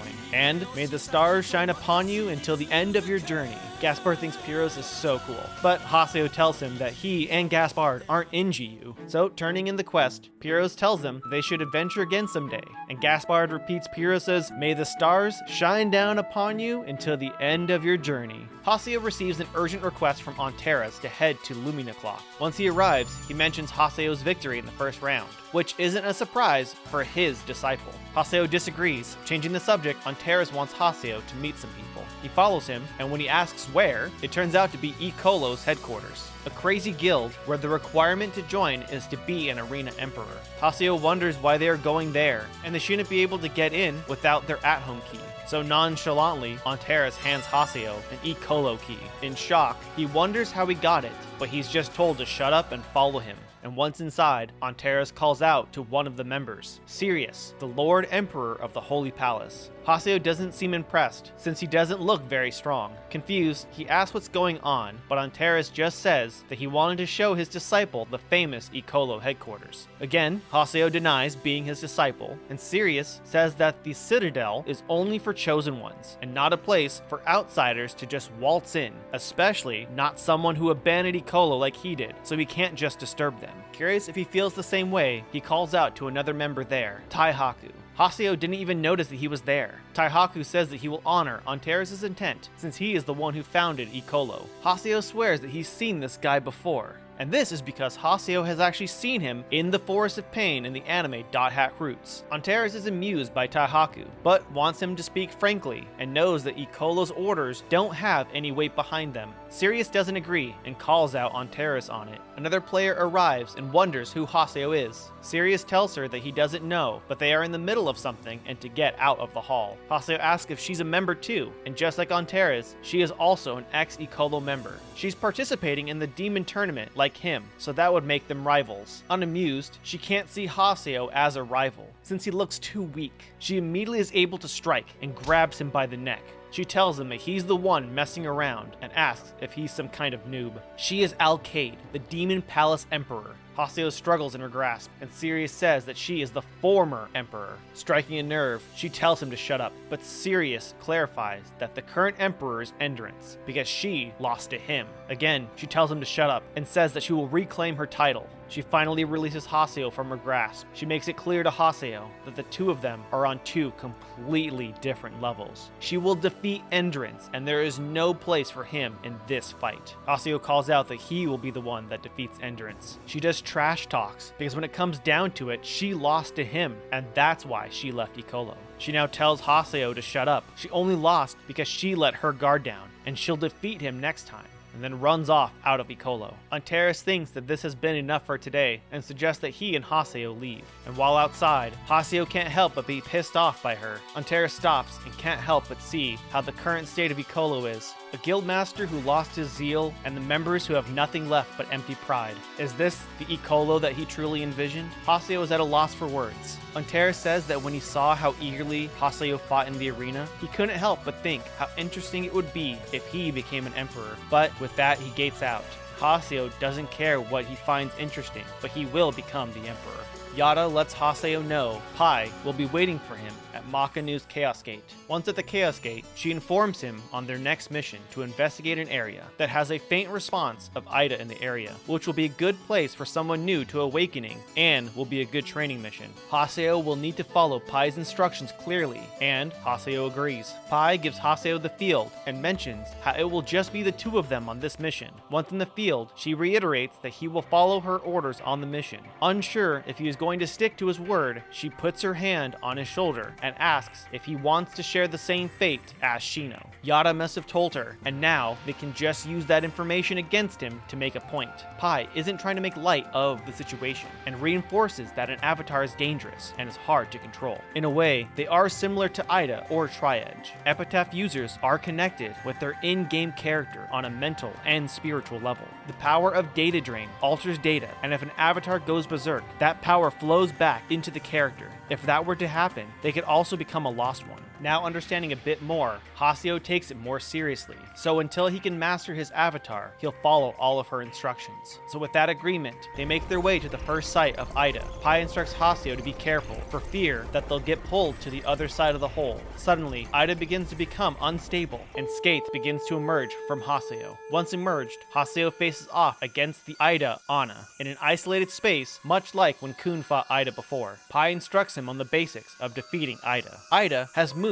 like the Kobold Bullet that sends energy attacks that will need to be swiped at to avoid being hit. Algol Laser that will charge up energy and release it into a singular burst. It will also do a scattershot attack to allow it to get some distance. Once stunned, Haseo can get in close and attack, and when its health reaches 0, Haseo can perform a data drain, transforming Skaith's arm into a cannon. Using data drain will allow them to absorb its configuration data, but AIDA will try to evade the blast and unleashes attacks to prevent the data drain from charging. Defeating it, Haseo gets the data AIDA 011. With the creature defeated, Haseo returns to his normal character. Pi mentions that summoning more than one avatar will cause interference, which will increase the likelihood of one of them going berserk. So the most effective method is to have one out at a time. Exploring further, they run into 2 more AIDA signals. Pi notices that Haseo has picked up handling his avatar very well, and now they only have 1 more remaining. Pi receives a message that apparently there are signs of another epitaph user. She and Haseo will handle it so it doesn't escalate.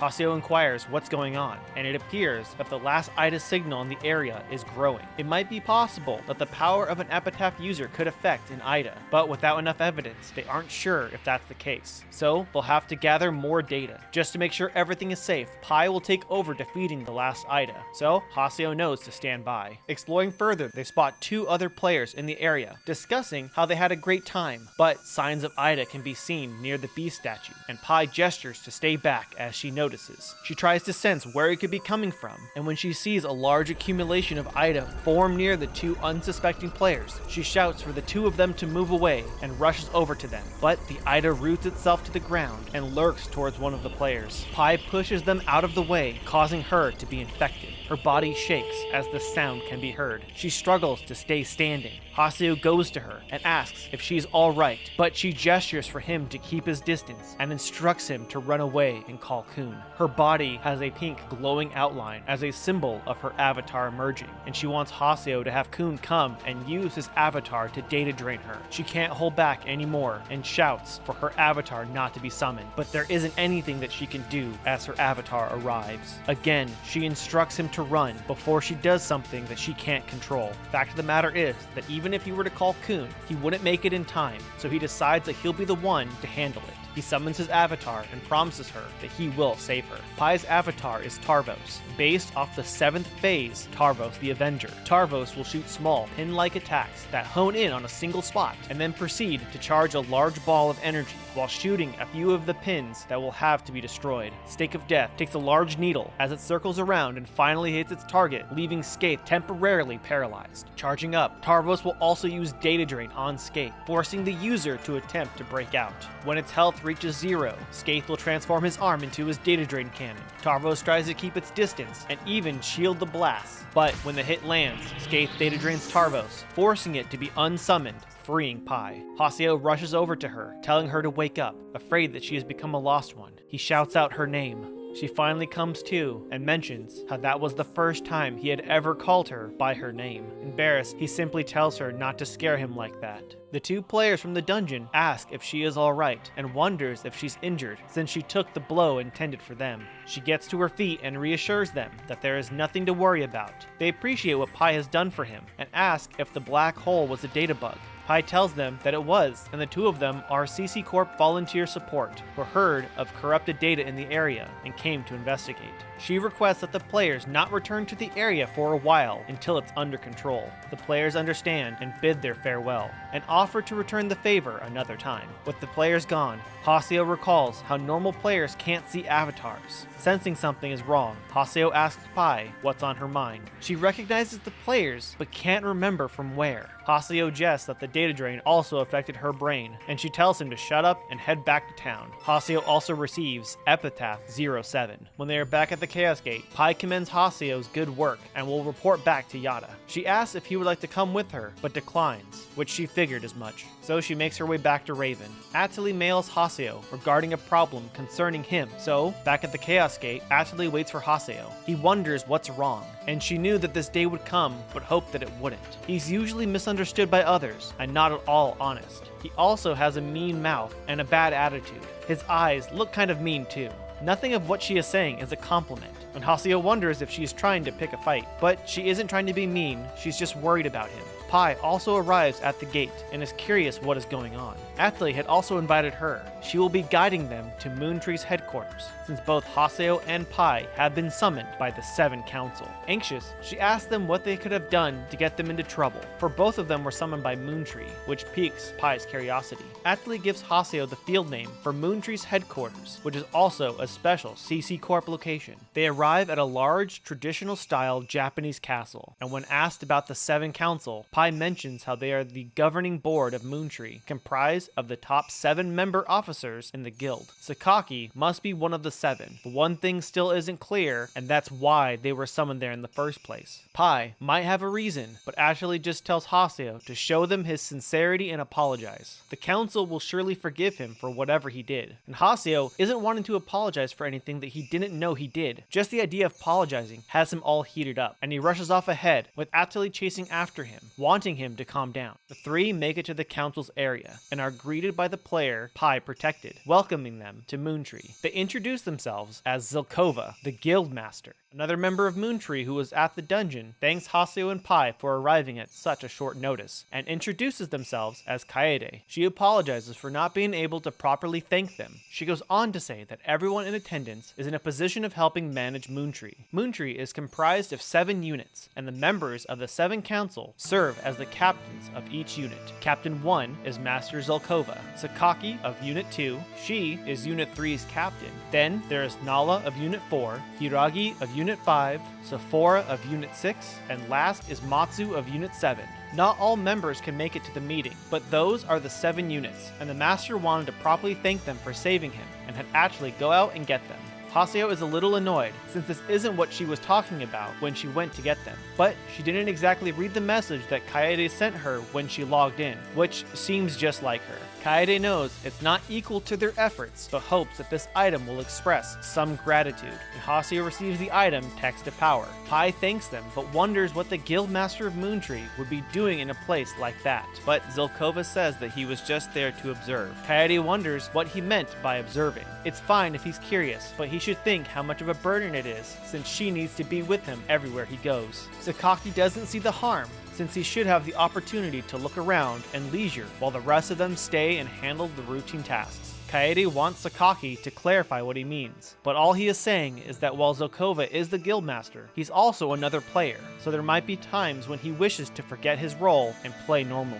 He's just suggesting that the rest of them can solve any problems that come up to support the guild when the guildmaster is absent. Pi communicates to Haseo through other means than verbal about how there are rumors that Moontree is now being entirely run by Sakaki. His followers have been going around and saying that Zelkova is just a figurehead, which means that Moontree is split into the Zelkova faction and the Sakaki faction. This might be related to the Japanese history of emperors and shoguns. Zelkova asks if Haseo is participating in the arena tournament. He had heard it was great and wishes that he could have seen it.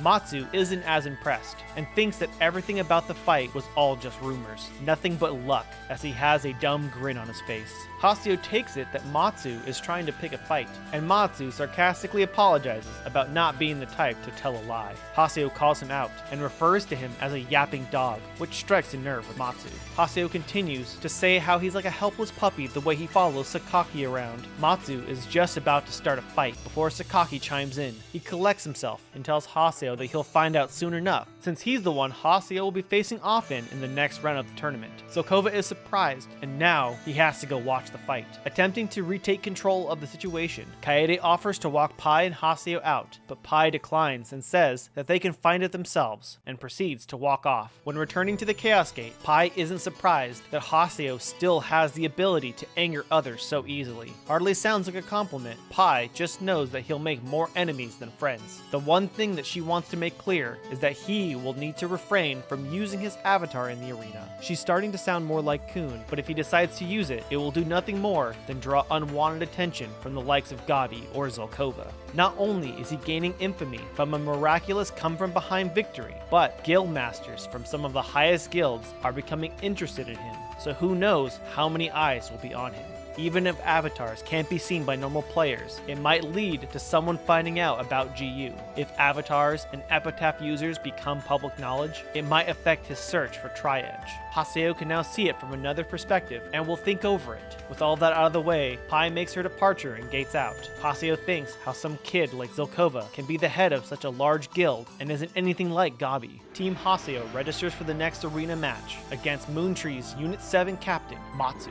Haseo checks to make sure that Atali is fine with fighting against another member of her guild. She got approval from Sakaki, so it's all okay. Plus, it's not personal. Haseo seems a bit annoyed that she follows Sakaki's every word. She can't help it, since he's a great guy. Haseo thinks that someone who's destroying their guild from the inside isn't so great. Atali comes to his defense, but again, Haseo just believes that she'll believe anything that Sakaki says, and ultimately just repeats others' opinions. Atali doesn't know how to respond, and Haseo continues to trash talk, telling Silabus to watch his back, just in case Sakaki ordered Atali to hold back in the fight. Silabus doesn't think that this is funny, and is stepping out of line. Haseo doesn't know when to stop. He thinks that they are going to win regardless if she does hold back, and was about to talk bad about Sakaki again, before Atali smacks Haseo.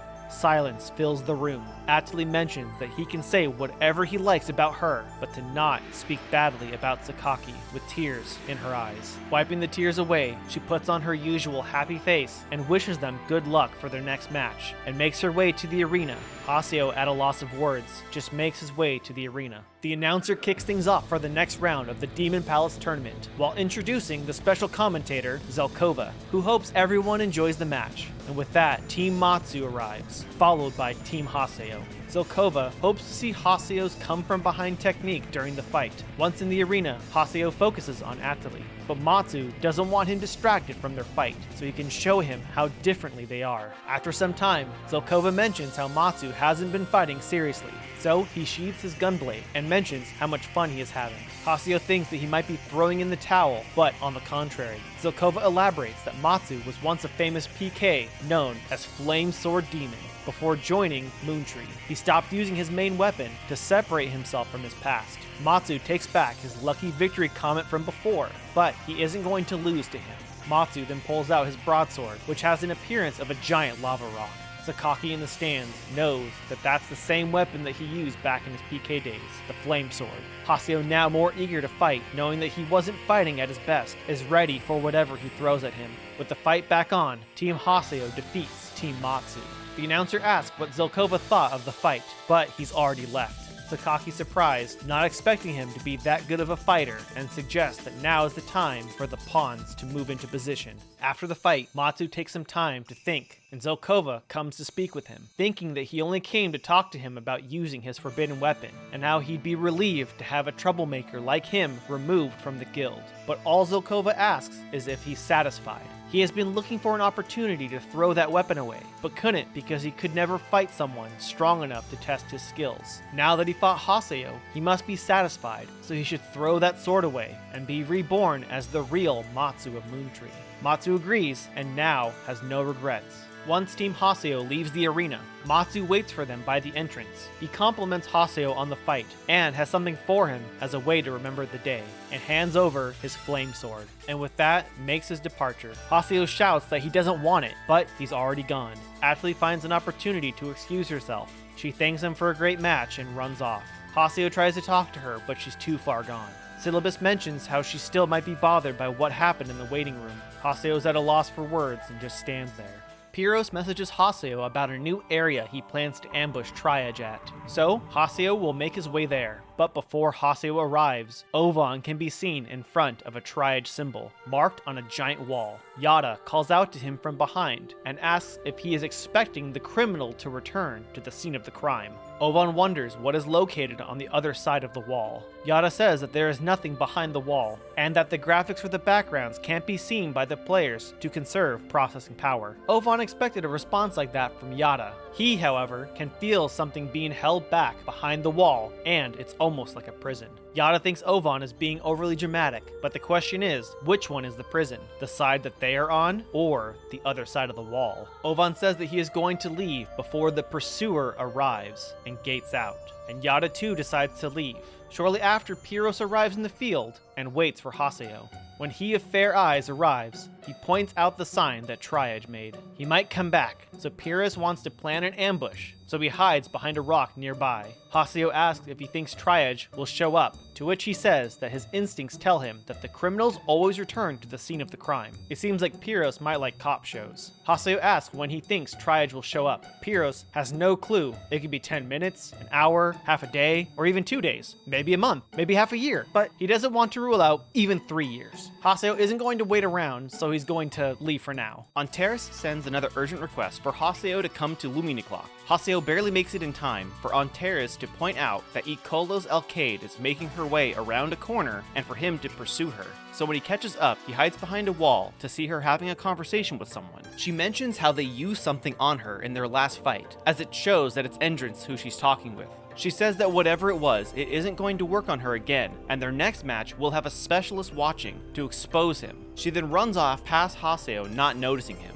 Haseo walks over to Endrance, rubbing it in that he'll get what he deserves, that she noticed the avatar, and now will have to think of a way around it. But he shouldn't have to worry too much, since he'll be the one taking care of her in the tournament, leaving Haseo and Endrance to fight in the tournament finals, and he'll be the one who takes him down, without using his avatar. Endrance doesn't seem to care how he chooses to fight her, but he will warn Haseo that Alcade is a strong fighter. Even where he's at now, there isn't any way he could beat her, without resorting to his avatar. He shouldn't let his foolish pride blind him with what's right in front of him, and then he proceeds to gate out. Haseo can't believe that she could be that strong, that he can't defeat her. Antares overheard and mentions how Haseo expects to win all the time, and how he'd never lose. He isn't familiar with his issue with Endrance, but the arena is not a place to survive on false pride. Even if he trains until he drops, and works with all of his tactics, there is still a small chance something could throw off the entire fight. The minds of the fighters are filled with short-sighted pride that gives them the illusion of victory. That empty piece can leash a fighter and hold them back, something he and Alcade can't seem to understand. Haseo doesn't know how to respond, and Antares just walks away. Haseo just mentions how Antares likes to talk like he knows it all, which makes him sick. But now with nothing else to do, he'll log out and go check his email. Silabus congratulates Haseo on the second match victory, and mentions a quest for the members of Canard to participate in. So the three of them start the quest, and upon entering the dungeon, they run into Matsu. Curious if he's on the same quest, he informs them that they are on patrol as a Moontree duty. It's a regular task to explore different areas to prevent PKs. It sounds like they are dedicated, but really, they just go out on quests to beat up some annoying punks like PKs and PKKs, but they're going to be the ones to complete the quest, so Canard is just wasting their time. When exploring the dungeon, Haseo and company run into some PKers, who plan on 2v1ing a player. Haseo will need to step in since Matsu isn't around. After the PKers are defeated, they say how they'll regret fighting them when their boss finds out. The player thanks Haseo and heads back to town. Proceeding further into the dungeon, Haseo spots Matsu as he approaches the quest item. As the two stare each other down, they wonder who should get the item, since neither of them can go back empty-handed. Perhaps settling it in a one-on-one fight would determine who gets the item. Although unsure if a captain of Moontree is allowed to PK, Matsu clarifies that it isn't PK, it's a duel. Matsu then proceeds to mock Haseo, saying that he needs his friends to protect him. This is enough for Haseo to accept the challenge. Silabus tries to talk him out of it, saying how if he hurts someone for no reason, he'll be just like those PKers. Matsu overhears, so Gaspard informs him how they ran into some PKers, which is why they were late. After explaining, the PKs from before arrive arrive and brought their boss. The boss tries to intimidate them, but it turns out it's one of Bordeaux's subordinates, Negimaru. He sees Haseo, the Terror of Death, and the Crimson Demon, two infamous PKers. Negimaru's lackeys talk up their boss as being a strong player, not realizing who they are messing with. After defeating them, again along with their boss Negimaru, realizes that he could never defeat them and runs away, leaving his lackeys behind. After the PKers leave, Haseo returns to Matsu and asks if he wants to get their match started, but he doesn't because their intrusion really pissed him off. The other members of Moontree want to fight, but Matsu repeats that he changed his mind, and he will wait for a more appropriate stage. He takes ownership for not spotting the PKs, so Haseo should be the one to take the item. So, Haseo takes the item and completes the quest. And while back in town, Gaspard and Silabus know there will always be excitement when Haseo is around. Registering for the next match, it's just Haseo and Silabus. It seems that Atali is a bit late. She said that she'd come, so hopefully there isn't anything to worry about. Haseo agrees and then realizes that he wasn't implying that he was worried. Atali arrives and glad that she made it in time. Silabus asks if everything is alright, and she explains how she fell asleep on the bus and ended up going all the way to the last stop and was unfamiliar with where she was. A voice calls out over the loudspeaker for Haseo to finish the registration for the semi-final match. Atali is full of excitement and wants to get going for the next match. Kuhn can be seen with girls around both arms, but Pai scares them off and knocks some sense into him, and after which asks if he thinks Haseo can win, but it's hard to say. One thing for certain, if Haseo fights normally, he will lose. His opponent is the former emperor, so her skills are quite formidable. Even if Haseo levels up, it's still highly doubtful that he's closed the skill gap. While true, Kuhn does believe that all the hard work Haseo's been putting in should make some difference, but Pai doesn't think that should matter. Haseo shouldn't be able to win without the use of his avatar, which means that he will use it. And if that happens, what is Kuhn going to do about it? Not sure how to respond, he just stands there thinking. Meanwhile, the announcer kicks off the semi-final match and introduces the special commentator, the Holy Palace Emperor, Sirius. The two discuss on how to be an Ecolo guild member, which you must be an emperor. And while introducing Alkaid, he mentions how she was robbed of her title by Endurance, but she aims to reclaim that title in the tournament. Sirius's message to her is that if she wishes for glory, then she must be strong. And then in comes Team Haseo, who Sirius has no comment on. With that, the match is underway, and after some time, her team in unison falls back and then unleashes their team's Beast Awakening, landing a flurry of blows on Team Haseo. An attack so devastating it throws Haseo off. Afraid that he's going to lose, he recalls how Antares told him how he expects to win every time, and Endurance's comment on how Alkaid is a strong fighter. Alkaid reinforces what she said before, that the two of them are on totally different levels. Then she rushes him, landing a blow that sends him flying against the arena wall. The combination of emotions is enough for his avatar to be summoned. Recalling what he said about how he didn't need his avatar to defeat his opponent, as well as the others, overwhelms him, and as he freaks out, he uses his avatar on Alkaid and her team, winning the semi-final match. The announcer thinks that it's another amazing victory for Team Haseo, and Sirius has no comment and walks away. Alkaid was able to get back on her feet and calls Haseo a cheater, and that she will never forgive him. After the match, Kuhn quietly walks from his place, and Pai stops him, asking him again what his plan is for dealing with Haseo. He mutters how Haseo will do anything as long as he wins. So, he intends to show him how foolish he is, and the frightening power an avatar possesses. Gaspard was looking at the rumor boards and saw a post regarding Tri-Edge. The field mentioned in the post is the one that he was told about from Pyros. Checking the field, Haseo can't see Pyros around, which isn't surprising since who would be waiting this long? But, walking closer to the door, Pyros can be seen still waiting. Seeming unresponsive, Haseo assumes the worst and that Tri-Edge got him, but it turns out that he's only sleeping. And since he's not waking up, he'll just head back over to town. But when making his way back to the gate, another player arrives, Sakaki. So Haseo stays hidden with Pyros. Then someone else arrives, Atali. When Sakaki asks if she can sense anything from the marking, she says that she can. It's small, but she does hear a noise. Curious, he asks her if she can hear anything behind the wall. She can hear something from the other side, but it is very different from this. Dissatisfied, he had hoped that the main body of this would be sleeping here. Atali apologizes, but Sakaki isn't blaming her. He has full faith in her abilities, which makes her happy to help him on this task, and is always here for him.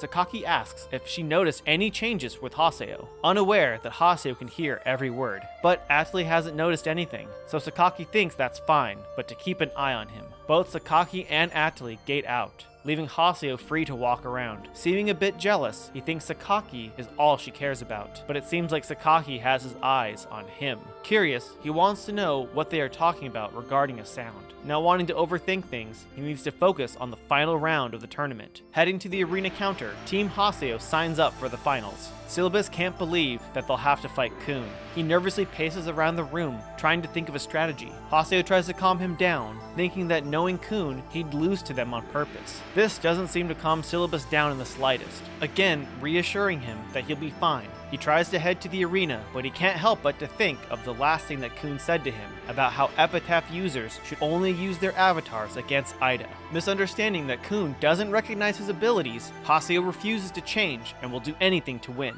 The announcer kicks off the finals of the Demon Palace tournament with his guest commentator, Yata. When asked about his thoughts on Team Haseo, Yata praises Haseo for making it this far into the tournament. But there are 3 main reasons why it will be difficult for them to defeat Team Kuhn. First is that Team Kuhn are more familiar and knowledgeable with their characters. Second is how little experience Team Haseo has with arena battles. And lastly is the strength of their resolve and convictions as a player. Looking at Kuhn's team, Haseo notices Antares is on their team. When he asks what he's doing there, he chuckles and thinks how he had mentioned it to him before, but it shouldn't be a problem if he's his opponent, since he'll defeat anyone no matter who they are, restating what Haseo had said before. Kuhn tells Haseo again that he does not accept what he is doing, for as long as he breathes, his philosophy is wrong. He can't just think everything is fine as long as he wins. A goal isn't worth attaining if it means ruining others. Kuhn's lectures start to get on Haseo's nerves and asks who will recognize you if you lose. Kuhn tells him that winning isn't everything, but to Haseo it is, and he'll make him recognize his power.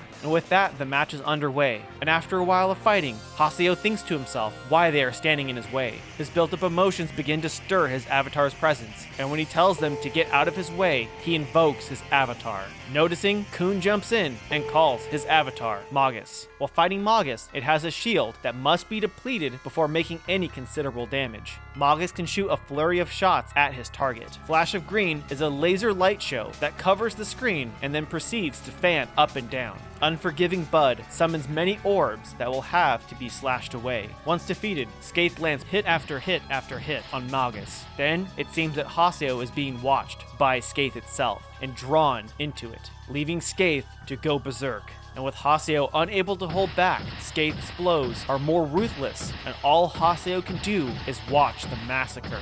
Skaith takes his scythe and plunges it directly into Magus. Haseo calls out for it to stop, but his words are met with deaf ears. Skaith continues his onslaught, with Haseo pleading even more for it to stop. Haseo, now in an empty void, continues to tell it to stop, and Kuhn asks him if this is what he was aiming for. Haseo doesn't want things to turn out this way. Kuhn now asks him if Haseo understands that an avatar will only amplify the darkness within their hearts, which isn't something that can be easily overcome. He should always be prepared to lose something precious to him, and to be prepared to protect something precious to him. Returning to the avatar fight, Magus was able to catch Skaith's attack and force him off. Kuhn begins to make his last stand, and Skaith summons his weapon and rushes at Kuhn. Haseo again asks his avatar to stop, but to no avail, so he shouts at Kuhn to run away. Kuhn, knowing that there is no escape, realizes how unprepared he is for this fight, and apologizes for this being the only plan that he had for this situation. Skaith slashes Kuhn with his scythe, and as Magus' body falls, Skaith then prepares his data drain cannon. Haseo continues to beg for this to all stop, but unrestrained, Skaith unleashes the data drain, hitting Magus. And as Kuhn cries out in pain, Skaith drains all that he can, and as the screams stop, there is nothing left. Skaith disappears, and Haseo has full control again, but Magus is no more. Haseo is in utter shock and can only cry, while back in the arena, Kuhn's body lies on the floor. Haseo is about to say something before being interrupted by Kuhn, who seems alright to Haseo's surprise. Pai mentions that Kuhn must have used his ability of propagation, an ability only his avatar has. he was able to clone his data so that even when drained, he wouldn't lose anything. She scolds Kuhn for his reckless stunt, which could have made him a lost one. While stupid, it was the only plan that he had. Not wanting to be lectured any further, he shouts in the ring that he forfeits the match, declaring Team Haseo the winner. And with that, the match has ended. Kuhn reinforces that winning isn't everything. And while seeing his expression, he tries to not make Haseo feel bad for what happened, but to not make the same mistake again.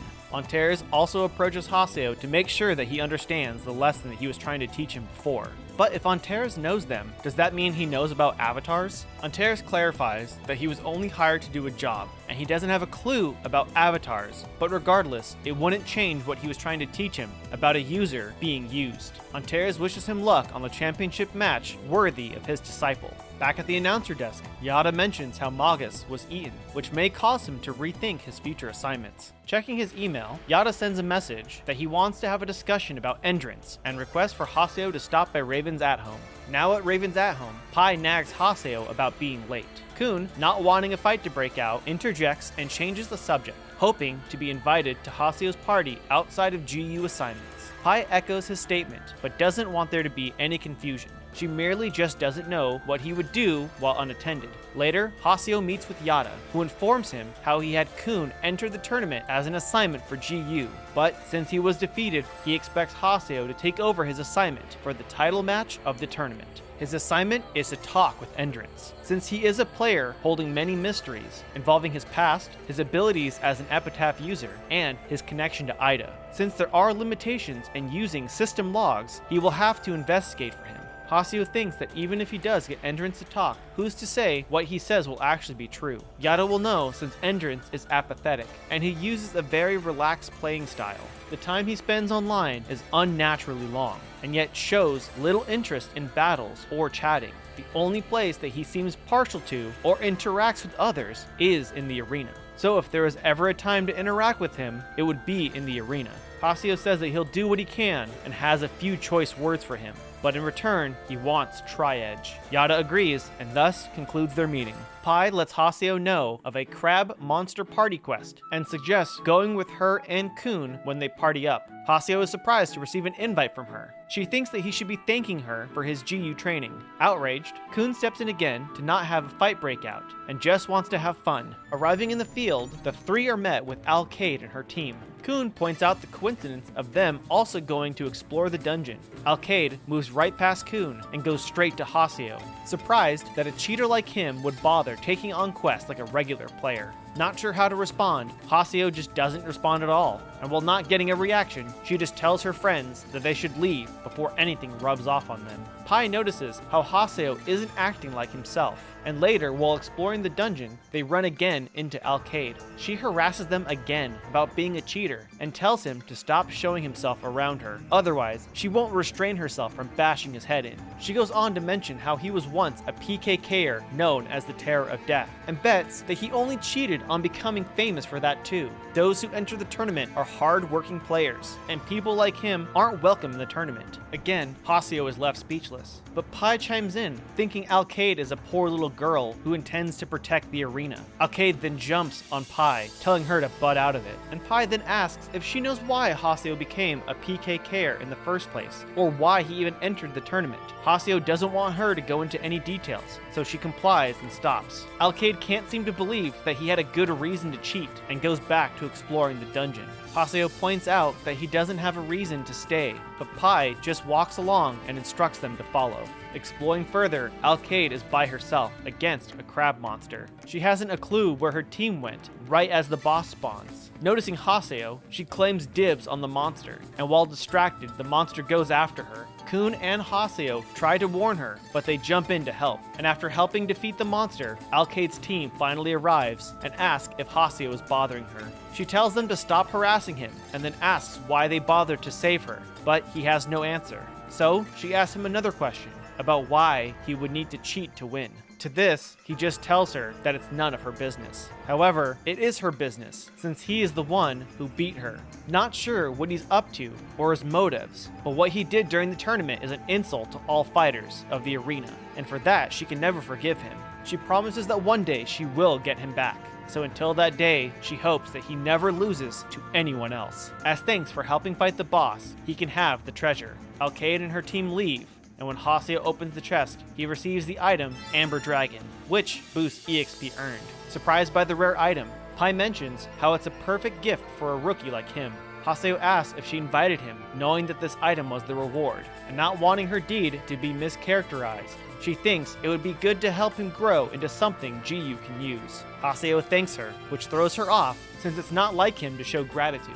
Not sure how to feel, she just tells them that they should hurry back to town. Kuhn also invites Team G.U for a Maze of the Bird monster quest, so the three continue on to the next quest, and when entering the field, Kuhn spots a lone female player being surrounded by monsters. Haseo also notices and assumes that she is a good player to solo the monsters in this area. However, Kuhn notices that she isn't and rushes to her defense. After fending off the monsters, Kuhn attends to the player and mentions how monsters should know better than to attack such a beautiful character. But now that he is there, he won't let anything touch her. She thanks him and runs off.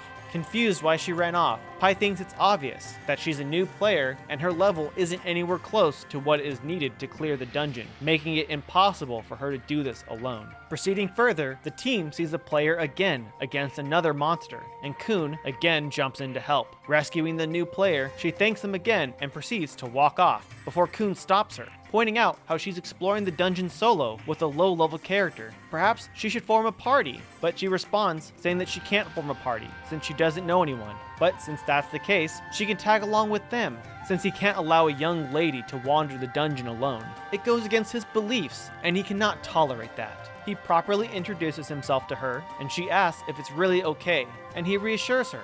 However, she can't accept his offer, and goes off ahead, solo. Kuhn thinks that maybe she's just shy, but Haseo doesn't understand him. Again, the party runs into the player further into the dungeon. Kuhn takes the initiative to try and get to know the player a little bit better. He asks why she's on this quest, and she responds that she just wants the rare item. The world is a really popular game in her class, and she isn't usually interested in games, but this is her first week playing the game. Everyone was showing off their weapons and items, but since she just started, she doesn't have anything, which made her jealous, so she lied and said that she had some rare items too, and that she'll show them tomorrow, only because they wouldn't stop bragging about it. Like for instance in gym class. Gym class is enough to trigger Kuhn and make Pai give a quick laugh. So with her being in gym class, that would mean that she's in grade school. She confirms that she's in the 3rd grade, so that would make her 9 years old. Pai even comments that a grade schooler is too young even for him. Player says that she's going to go on ahead now. Kuhn tells her to wait, but she continues on. Meeting with the player again, Kuhn apologizes for being late, but Pai doesn't think that she was waiting.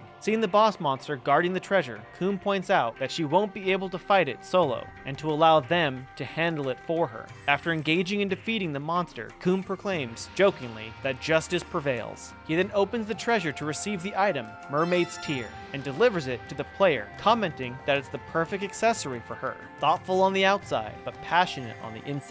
It's rare, so she can show it off in class. She says how she can't accept the item, seeing as how she didn't do anything, and they kept saving her throughout the dungeon, so she doesn't deserve the item. Kuhn clears up the misunderstanding, saying how it was an easy victory thanks to her, since the monster's attention was so focused on her and since she didn't run away, allowing them to keep attacking. Surely she must have noticed. It takes a lot of courage as a beginner to face off against a boss monster.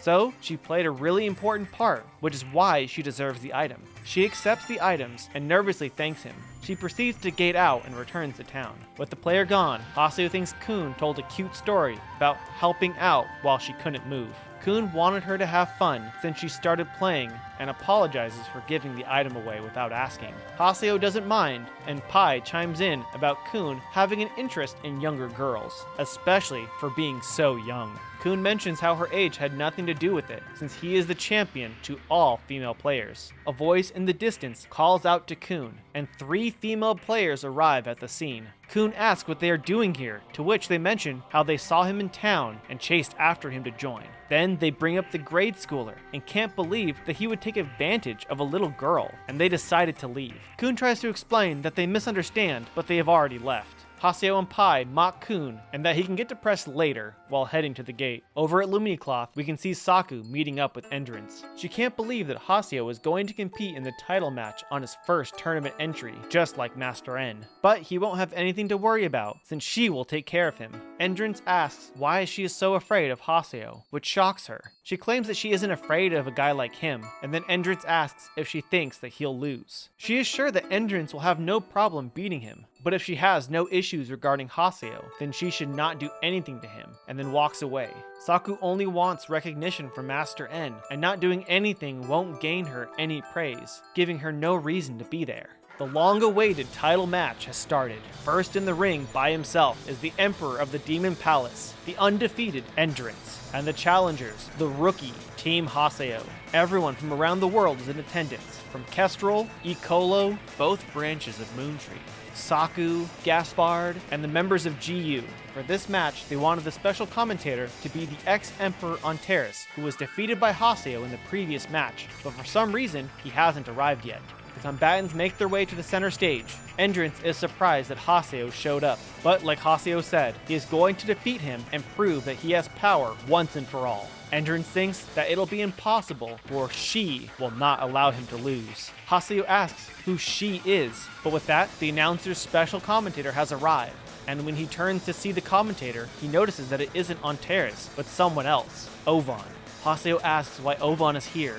Sakaki is left speechless, while Gabi is familiar with Ovan and calls him a good guy. The announcer asks if there was a problem with Antares coming, to which Ovan says that he wasn't able to come, so he will be substituting for him. Yata wonders what Ovan is planning.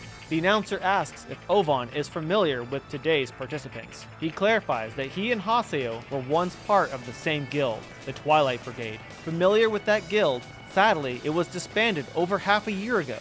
Haseo remembers back to the days of being in the guild with Shino, being welcomed into the world, visiting the chapel, adventuring, Shino wondering about the key, while asking what he would do once they find the key, and that she would, before cutting herself off, saying how it's a secret.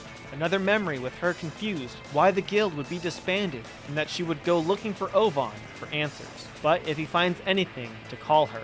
Zelkova becomes more curious about Haseo, and he is more interested in Haseo than before, now knowing his past with the Twilight Brigade. Endurance wants to hurry up and start the match. Haseo remembers his mission, for the two of them to have a talk.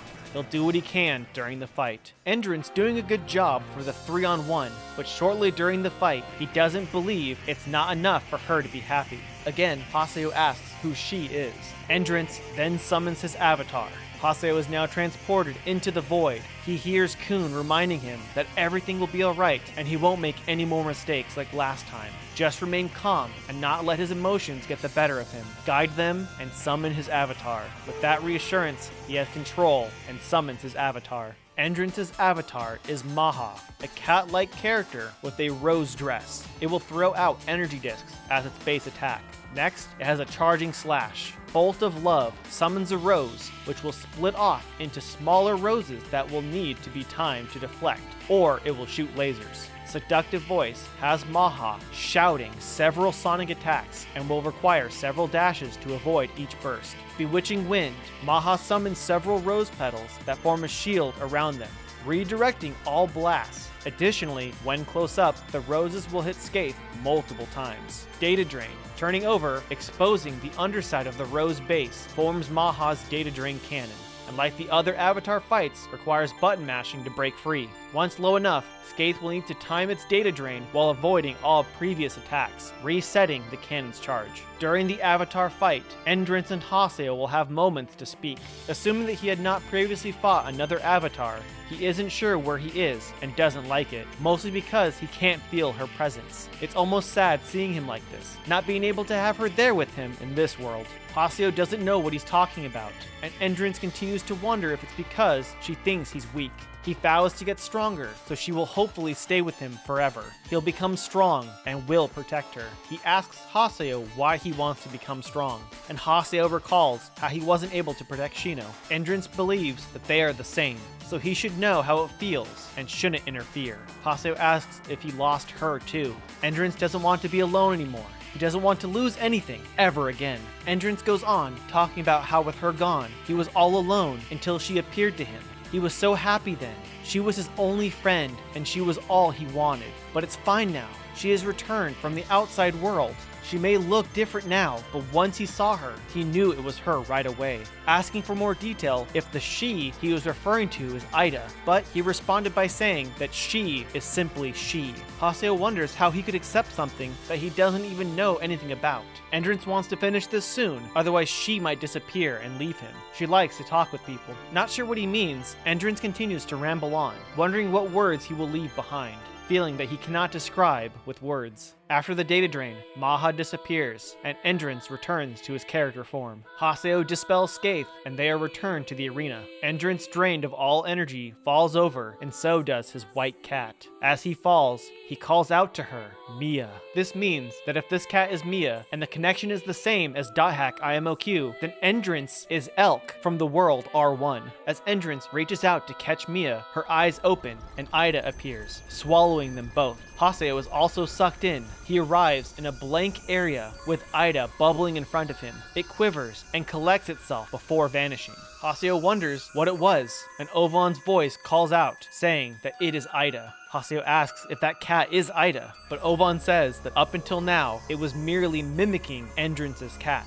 Haseo is then returned back to the arena with Entrance lying on the floor, motionless. The music chimes, declaring the match over, and despite all that happened, no one in the crowd saw any of it. At the announcer booth, Ovon is missing. Zelkova feels for Entrance and how he truly loved his cat, and Sakaki wonders if that power will become a hindrance or possibly be something else. Gabi is slightly amused at the match being over. Kuhn is surprised it's over already and is happy that Haseo was able to win. Pai tries to remind him that his objective wasn't to beat Entrance. Kuhn is still excited nonetheless, but she has to admit she is impressed with Haseo. Yata too is interested in Haseo's growth. Saku can't believe that Entrance lost and will never forgive Haseo. Haseo was still thinking how this whole time that cat was AIDA. Entrance knew, but still treasured it. He wonders what she meant to him, and those who knew Elk from IMOQ know very well of his connection with Mia. After the fight, Haseo receives Phase 6 Epitaph. Ashley sends a congratulatory email, but Haseo still wonders if she's still bothered by what he said about Sakaki. Others like Silabus, Gaspard, Kuhn, Pai, Yata, Antares all send congratulatory emails, except for Saku, who says that she will never forgive him for defeating Master N. CC Corp lets Haseo know that there will be a crowning ceremony at High Brysiel, the Isle of Kings. The news reported on a graphical glitch during the tournament, which temporarily disabled all the players' displays, but CC Corp responded to mitigate calling it dummy data and isn't a virus, but just some registry error. Logging in, Haseo makes his way to the boat and sets sail to the ceremony. The announcer gets the crowd hyped up and introduces the new emperor, Team Haseo. Haseo, Atali, and Silabus arrive atop the stairs. Haseo is awarded a rare weapon, the spin needle. With the prize handed out, it's time to mingle. Talking with Silabus and Gaspard, they both congratulate Haseo, which is odd since Silabus also competed. He knows, but Haseo was the leader, so he deserves the praise. He looks around for Kuhn, who was just there a second ago, but after looking around, they can see he's off trying to flirt with some girls at the party, which is so like him. After chatting with everyone, Haseo wonders where Atali has run off to. It appears that she's off at the gazebo, staring at the ocean. Ovon arrives and wonders if the star of the party should be off from the festivities. She recognizes him as the commentator for the title match. Ovon tells her that Haseo is worried and is probably out looking for her right now. Ashley doesn't think so, since she thinks that Haseo doesn't care about her. Ovon asks if they had a fight, and she clarifies that the problem is deeper than that, and they aren't even close enough to fight. She even thinks that he might hate her. She's dependent on others and always slow, so it's no wonder he always gets frustrated with her. Even so, despite all that, she still wants to be closer with Haseo, in which case, she has to put in some effort. Atali asks what Ovon suggests that she should do. He grabs her face gently and whispers in her ear. Haseo arrives and notices Ovon. He asks what he's doing here and what he's up to, but Ovon says how it's been a while, and not to sound so irritated. Haseo agrees that it has been a while, but only because he keeps wandering off somewhere. Ovon thinks that perhaps he did, but doesn't it feel sort of nostalgic right now? There was so much mystery back then, and Haseo doesn't want to discuss the matters of the past right here. This doesn't stop Ovon. He mentions searching for something that may not exist, implying their search for the key of the Twilight. Every day didn't produce any results, but that was enough for them. Just him, Haseo, and Shino. Oh, and Seisaku and Tabi, I guess. With the three of them here, it's almost like the old days in the Twilight Brigade. Haseo tells him to stop, and Atali is confused by what he means. She isn't aware of the brigade, or who's Shino. Ovan would have guessed that Haseo had told her before. Again, Haseo tells him to not say any more, but Ovan continues. He says how, before he became a PKK, Haseo was a member of his guild, and they were looking for an item. Atali asked what the item that they were searching for was, which he says it was the legendary Key of the Twilight, the greatest treasure within the world. A mythical item said to be all-powerful that may grant the possessor any wish. And Shino was a fellow guild member, and they were all searching for the item. But sadly, and before Ovan can go on, Haseo again insists that he stops. But again, Ovan resumes a story about how half a year ago, she was PK'd while playing, and ever since, she has never logged back in, nor have they been able to contact her. Shino and Haseo were very close, and she used a similar looking character to Atali, and asks if she understands what that means. Atali finally connects the dots. From all their encounters, and the way that he acts towards her, it was all because he only saw her. This revelation leaves her upset, and she tries to walk off. Before Haseo stops her, she tells him that she enjoyed being with him, and wanted to become closer friends. She knows that she's slow and clumsy, and at times irritates him, but even so, she wanted to go on more adventures with him. She was very happy when he invited her to the arena, which is why she studied so hard about arts, spells, the different jobs, and the timing for recovery. She did all of it just to see him smile, and she wanted him to praise her. But I guess that was all for nothing. He wasn't adventuring with her, he was only looking at Shino. She feels like a fool. There was no reason for this if he won't notice her. Tears in her eyes, she runs off. Haseo sees how he had treated her and hangs his head in shame. Silabus and Gaspard find him, looking for the star of the event. Noticing him sulking, they offer him to come with them to the hall instead of being alone. Unsure what they mean by alone, he looks around for Ovan, but he is nowhere to be found. After a while, none of them could find Atali. Perhaps she logged off, which might be a sign for them to log off as well. They again congratulate Haseo on their victory and bid a farewell. Now by himself, Haseo ponders what Ovan wants and again thinks about what just happened with Atali. Silabus sends an email. He promised that he wouldn't tell, but he can't keep quiet. Ever since Haseo and Atali had their fight at the arena, the two of them had been talking. She's been working so hard, but neither he or Gaspard can do anything to help her. It seems that she is waiting for Haseo to go get her. Yata also calls for an emergency meeting at Raven's at-home. Meanwhile, at Hidden Forbidden Bulwark, we can see Atali arriving alone with the thought of what Ovan had said about Tri-Edge, the player Haseo has been looking for, and as she sees the marking on the wall, Ovan told her to look for Tri-Edge herself, and she shouldn't have any problems as long as she's able to use her ability to hear, and that it is something that only she can do. Once she proves how valuable she is to Haseo, he'll surely, and then she gets cut off. Haseo logs in and makes his way to Raven. He tells Yata that he doesn't have time since he's busy, but perhaps his business has something to do with Atali. He knows that Yata has been spying on him, but Atali has always been a target for their investigation, since she too is an Epitaph user candidate, just like Haseo, which comes as a complete shock to Haseo, while they weren't able to confirm anything until after she entered the Demon Palace tournament, which is something they withheld from Haseo, since all he cared about was Tri-Edge and Shino, no other activities of G.U. Haseo asks where Atali is at now, and Yata pulls up his camera feed, showing Atali touching the Tri-Edge symbol and getting sucked in. Yata tells him that after she returned back to MMORPG after the tournament ceremony, she immediately went to the area, but there are no records of her whereabouts afterwards. There are no signs of her logging out, nor anything in the system of her location, so it would appear that she is outside the normal parameters. Yata has given the order for Pai and Kuhn to accompany Haseo on her whereabouts. Haseo rushes out to Atali's last location. After Haseo leaves, Yata turns to his monitor to say, "To think that you would give me information. What is your objective, Ovan?" Ovan simply wants Haseo to grow and believes that their goals are in accordance. Yata will accept it for what it is now, but becomes interested in what he means for Haseo to grow. Haseo reaches the Chaos Gate, where Pai and Kuhn are waiting for him. They know Atali is in trouble and don't want to hesitate to find her. So they reach the field, and the symbol is now glowing. And upon touching it, the three are transported to a large white room known as the Outer Space. office. Once there, they can see Atali trying to open a locker door. She's unable to open it, and then she turns around and notices that they are there. She wonders how they knew she was there. Haseo tries to speak with her, but she doesn't want him to approach her. She found it on her own with her powers, so he shouldn't get involved. She will find Tri-Edge using her power. Haseo asks why she would be looking for Tri-Edge. It's all because that she wants him to look at her, to see and recognize her. Haseo doesn't understand, since he's looking at her right now, but if that were the case, he would have never said what he said. Not sure what he said, she clarifies that it was that she was too irritating, and that he didn't want to see her face again. Haseo tries to deny it, but he did say that, and if he truly saw her, he would have never said it. If there were a stronger cleric, he would have chosen them over her. If there was a character who resembles Shino more, he would have relied on her. Isn't that right? Haseo tells her that she's being an idiot, and that isn't the case. She agrees that she is an idiot, because that's just the way she is, which is why she got the wrong impression. She knows how much of an idiot she is. Haseo tells her that if she keeps calling herself an idiot, she'll be one someday. He goes to reach out to her, but as soon as he does, the sound plays. All of them look around for any signs of danger, and a small blue flame appears behind them. The flame compresses itself into a blue orb and moves past Kuhn and Pai. Staring it down, Haseo knows for a fact that this is Tri-Edge. The orb erupts into a large blue flame, and out of the flames emerges Tri-Edge.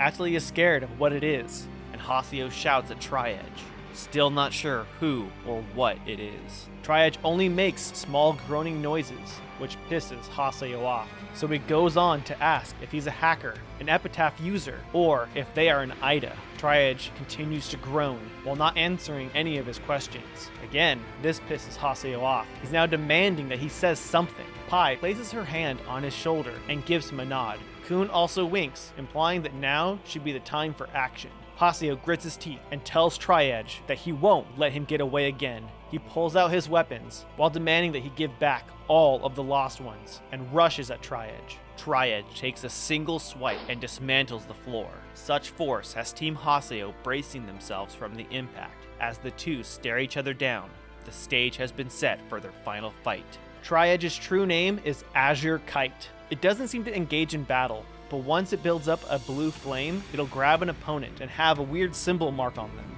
where it summons two clones of itself, and as all three unload a flurry of blows, they wound up dealing 457 damage, which is close to 2/3 of Haseo's health at this point. Azure Kite will also do an AoE attack, pushing back all party members. Once Azure Kite has been defeated, his body will start to break down. Haseo believes that they have won, but Azure Kite then prepares its data drain, scattering all over the area and recovering its body back to normal. This leaves everyone in shock, since they were unaware of its power. Azure Kite unleashes a blast, destroying what little of the floor was left, leaving the party falling into a large void of dark purple energy. They are now suspended in air as Azure Kite catches up. Its body begins to break down as blue flames erupt from their body, transforming them into an avatar, a large creature with an almost crescent moon set of wings and a massive crimson blade claw for hands. They aren't sure if this is truly an avatar, but in terms of its data, it is very closely resembling one. Regardless, Haseo is determined to defeat it and bring back everyone. Every last one.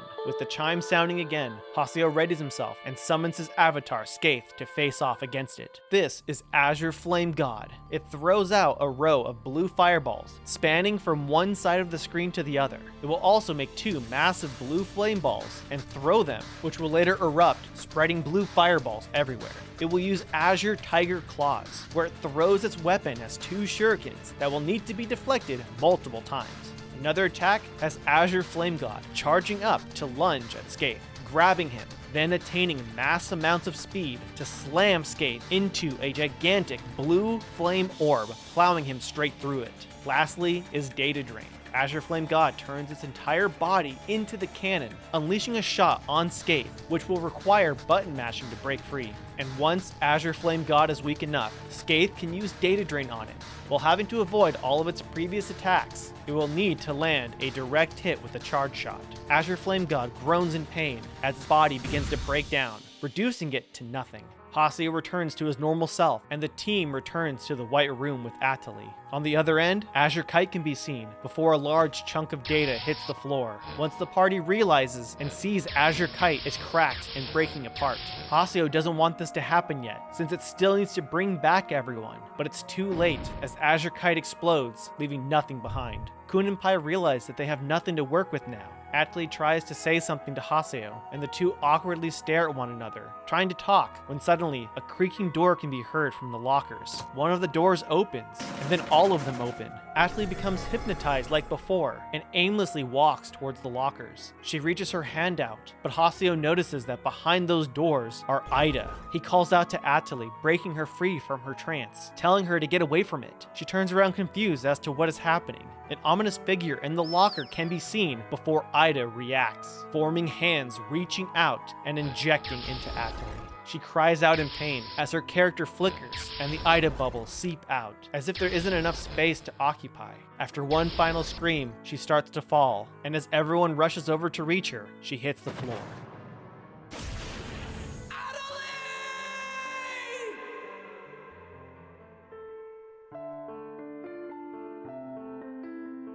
After this is post-game content.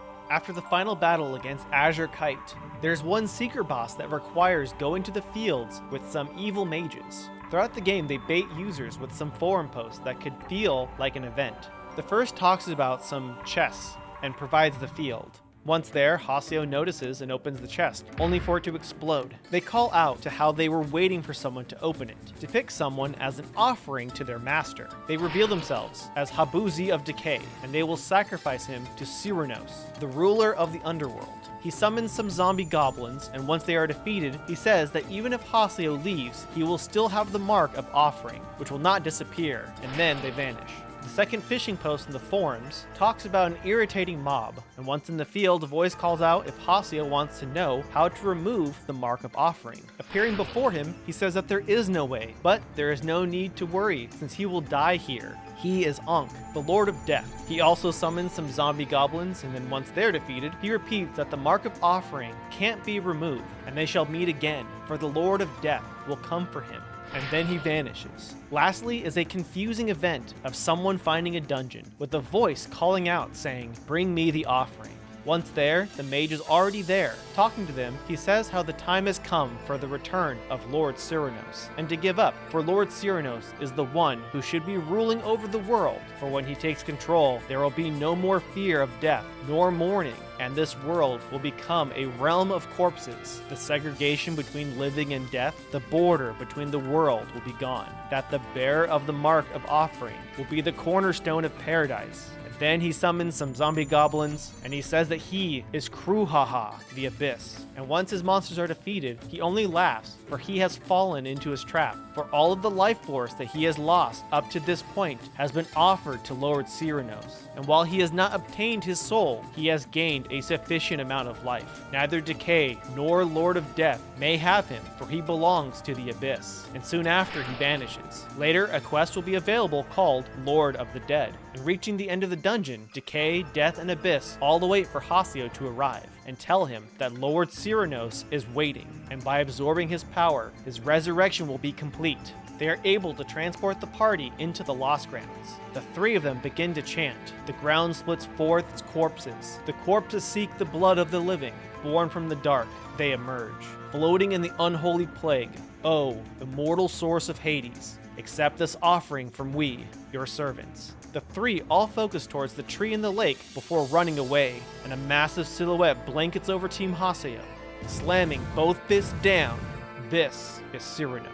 This fight was pretty intense, like most super bosses. It has a punch that can send the party flying and slam into the combat barrier. Another attack passes body parts, like his head, flying off towards a target. After defeating him, you are rewarded with black armor. Z.E.R.O cries out in pain, and while the three mages are in disbelief that he could be defeated, they wonder what Haseo is, and begin to blame one another, before Z.E.R.O falls on the three and pulls them back into the lake. And with that, the Mark of Offering event ends. Then we have chaotic PKers. There's a forum post that talks about someone getting ganked in a field. Someone is familiar with the PK and says that they are a chaotic PK, or blacklisters, which is a group of 7 players who CC Corp chose to be in a bounty hunter campaign. A list will be posted of the 7 players and their title, which can be found in town, and once all 7 are defeated, Haseo gets the dual blades Ripper's Blade. Next is the Doppelganger event. Some extras in the game include fighting a shadowy doppelganger. Some forum posts have rumors that it's a player trapped within the game, while others think that it's some PKer, only to find out that it's a monster that's made to look like the player. But in order to find the doppelganger, you must go to a field that isn't a dungeon. I went to level 1 field Delta Buzzing Ruined Gate and waited for about 10 minutes without doing anything. And then he appears to be roaming around the map. The screen will flash red as he walks around, and he will teleport throughout the map. He'll slowly approach you to start the fight. He has the same abilities as you, and has more HP that will regenerate, making the fight take a little bit longer. And after it's defeated, you'll get Own King, which according to online will be used in the next game.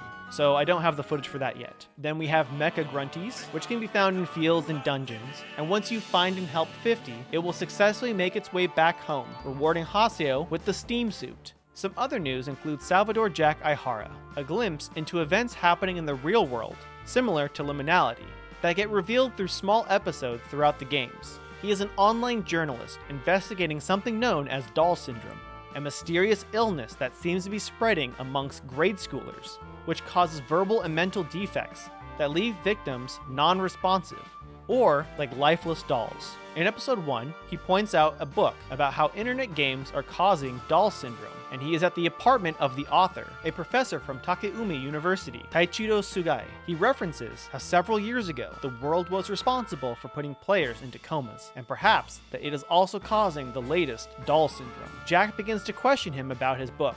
The professor closes the door on Jack, so Jack begins to slam on his door. The professor thinks that he's only there to make fun of him and his research, but Jack tells them that if he doesn't explain, he'll only come off as suspicious. But the professor only published his independent research, so he doesn't have to explain himself. But since it's all independent research, there are some things that discredit him and his sources, leaving it to seem questionable. If he can prove his sources, then they will quit bothering him. The professor opens the door, but doesn't think that anyone would believe Jack Aihara. And also, he's an associate professor. So after he gets turned down, Jack goes undercover at the elementary school that Sugai used for his research. Jack goes to the first class that he can find and barges in, telling the kids not to fear. The teacher asks who this intruder is, and once he lays his eyes on the teacher, he can't help but try to throw in some charm, which has him getting hit and being called a creep. So the teacher and Jack set up a spot in the teacher's lounge to do a quick interview. The teacher is Miss Michiru Taijima. We then go on to the second episode, and it's the next day. Jack is at Michiru's apartment. He's climbing a ladder to her balcony. He shouts that there is a fire, so she rushes out to see if she's in danger. Noticing that she's being filmed, she hurls a pot at Jack, knocking him off the ladder. Shortly after, while walking, Jack interviews Michiru.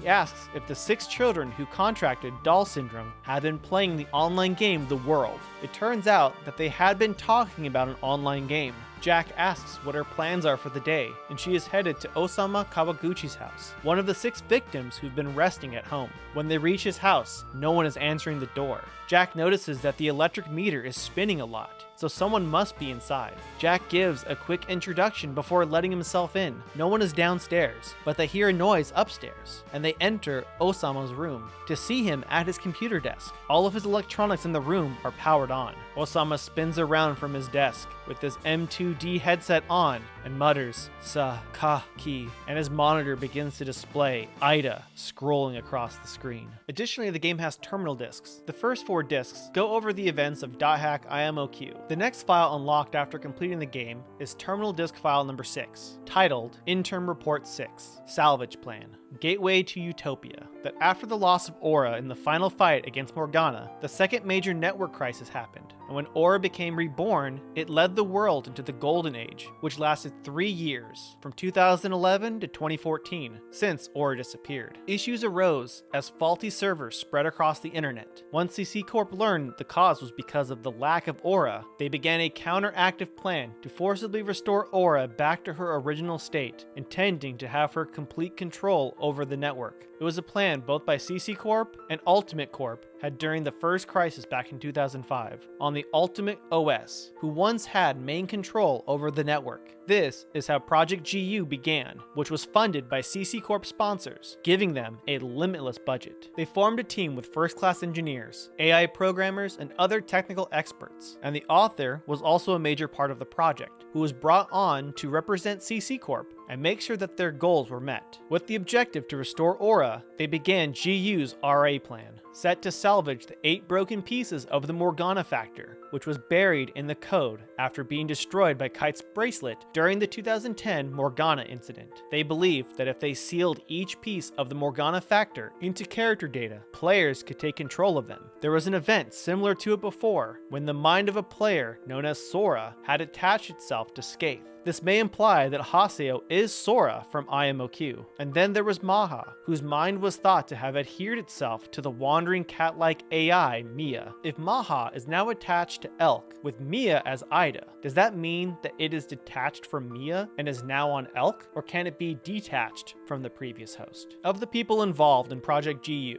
there was one man who was absolutely crucial to the team, and that was Gyotaro Amagi. And even though he was only 19, he was extremely brilliant. Although they weren't anywhere close to being friends, they complemented one another, and with their combined knowledge and abilities, they helped advance the project forward. Regardless of their age, they would frequently argue, yet for some reason, he had a strange mix of emotions, of respect, envy, and scorn. Even so, they scoured the network, finally finding a single piece of the Morgana Factor, turning out to be Magus, the propagation. And after much trial and error, the team were successful in attaching it to a character in the world, completing the prototype, donning what is now known as an epitaph user, derived from Morgana's 8 phases of the epitaph. However, no one involved in the project was allowed to use one of the characters, and when someone tried to log into the world with one of these characters, they would experience unbearable vertigo, nausea, and a headache that would paralyze them. Much like the case with Skaith and Sora, it showed a high affinity for human minds, but perhaps that was only towards the chosen ones. Amagi theorized that the Morgana Factor could choose the player it would attach to, but while the conditions weren't known to them, the Morgana Factor would approve only certain types of humans, and if that were the case, then locating the 8 chosen would be important for Project G.U,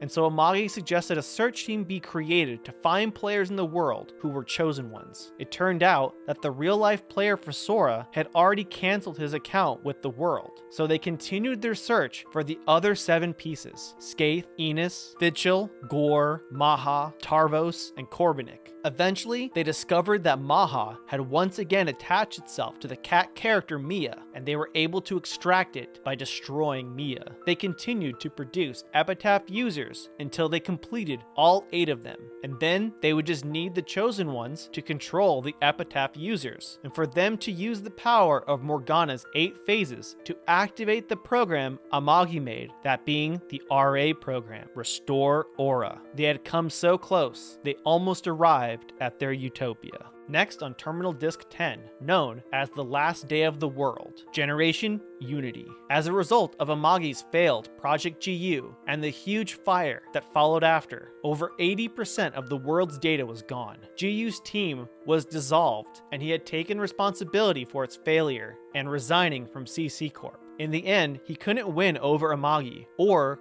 Harold Hewick, but he didn't lose to them either. The fate of the author, Junban Soya, had not been broken. Shortly after it was decided the world would be temporarily shut down. It was never clear why the CC Corp execs did this, but after losing half of their data, it was assumed it was all a managerial decision. They came to the conclusion that instead of repairing the old game's data, they would focus on the next generation's game that they referred to as R2, as a way to distance themselves from Harold Hewick. Any progress made analyzing the Harold system had shut down. Time came where the area data they managed to save was available to the public again, and the first generation of the world met its final day. June logged in with his private character, and he was met with a quiet Makanu. Many had gathered underneath the bridge, which reminded him of happier times, when he would hear hundreds of players' voices echoing through the streets. And like a midsummer's night's dream, it would be gone the next day. Talks of memories past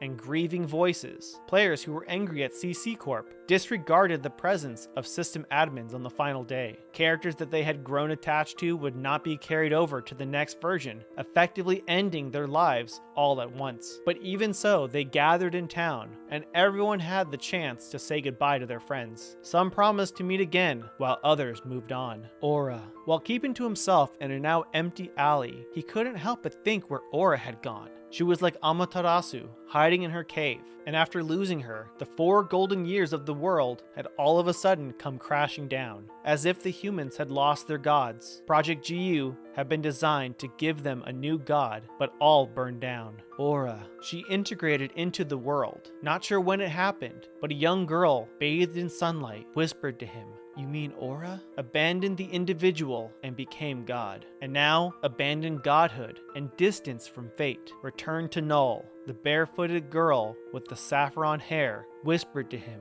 "You know of Aura? So I will return to the wind as well." Her last whisper disappeared, as if the wind had blown it away, and the girl was gone. It felt like he stood there forever, and as he tried to make sense of what she said, he realized that her obviously hacked character might have been a wandering AI who gave him the impression of Aura that he had once known. The world will end, and yet its core will be preserved in the next generation. Generation of unity. It is what people have always wished for. Maybe he was the only one to think that this was comforting chaos. While ironic, it fit perfectly with the world, but now it is all too late.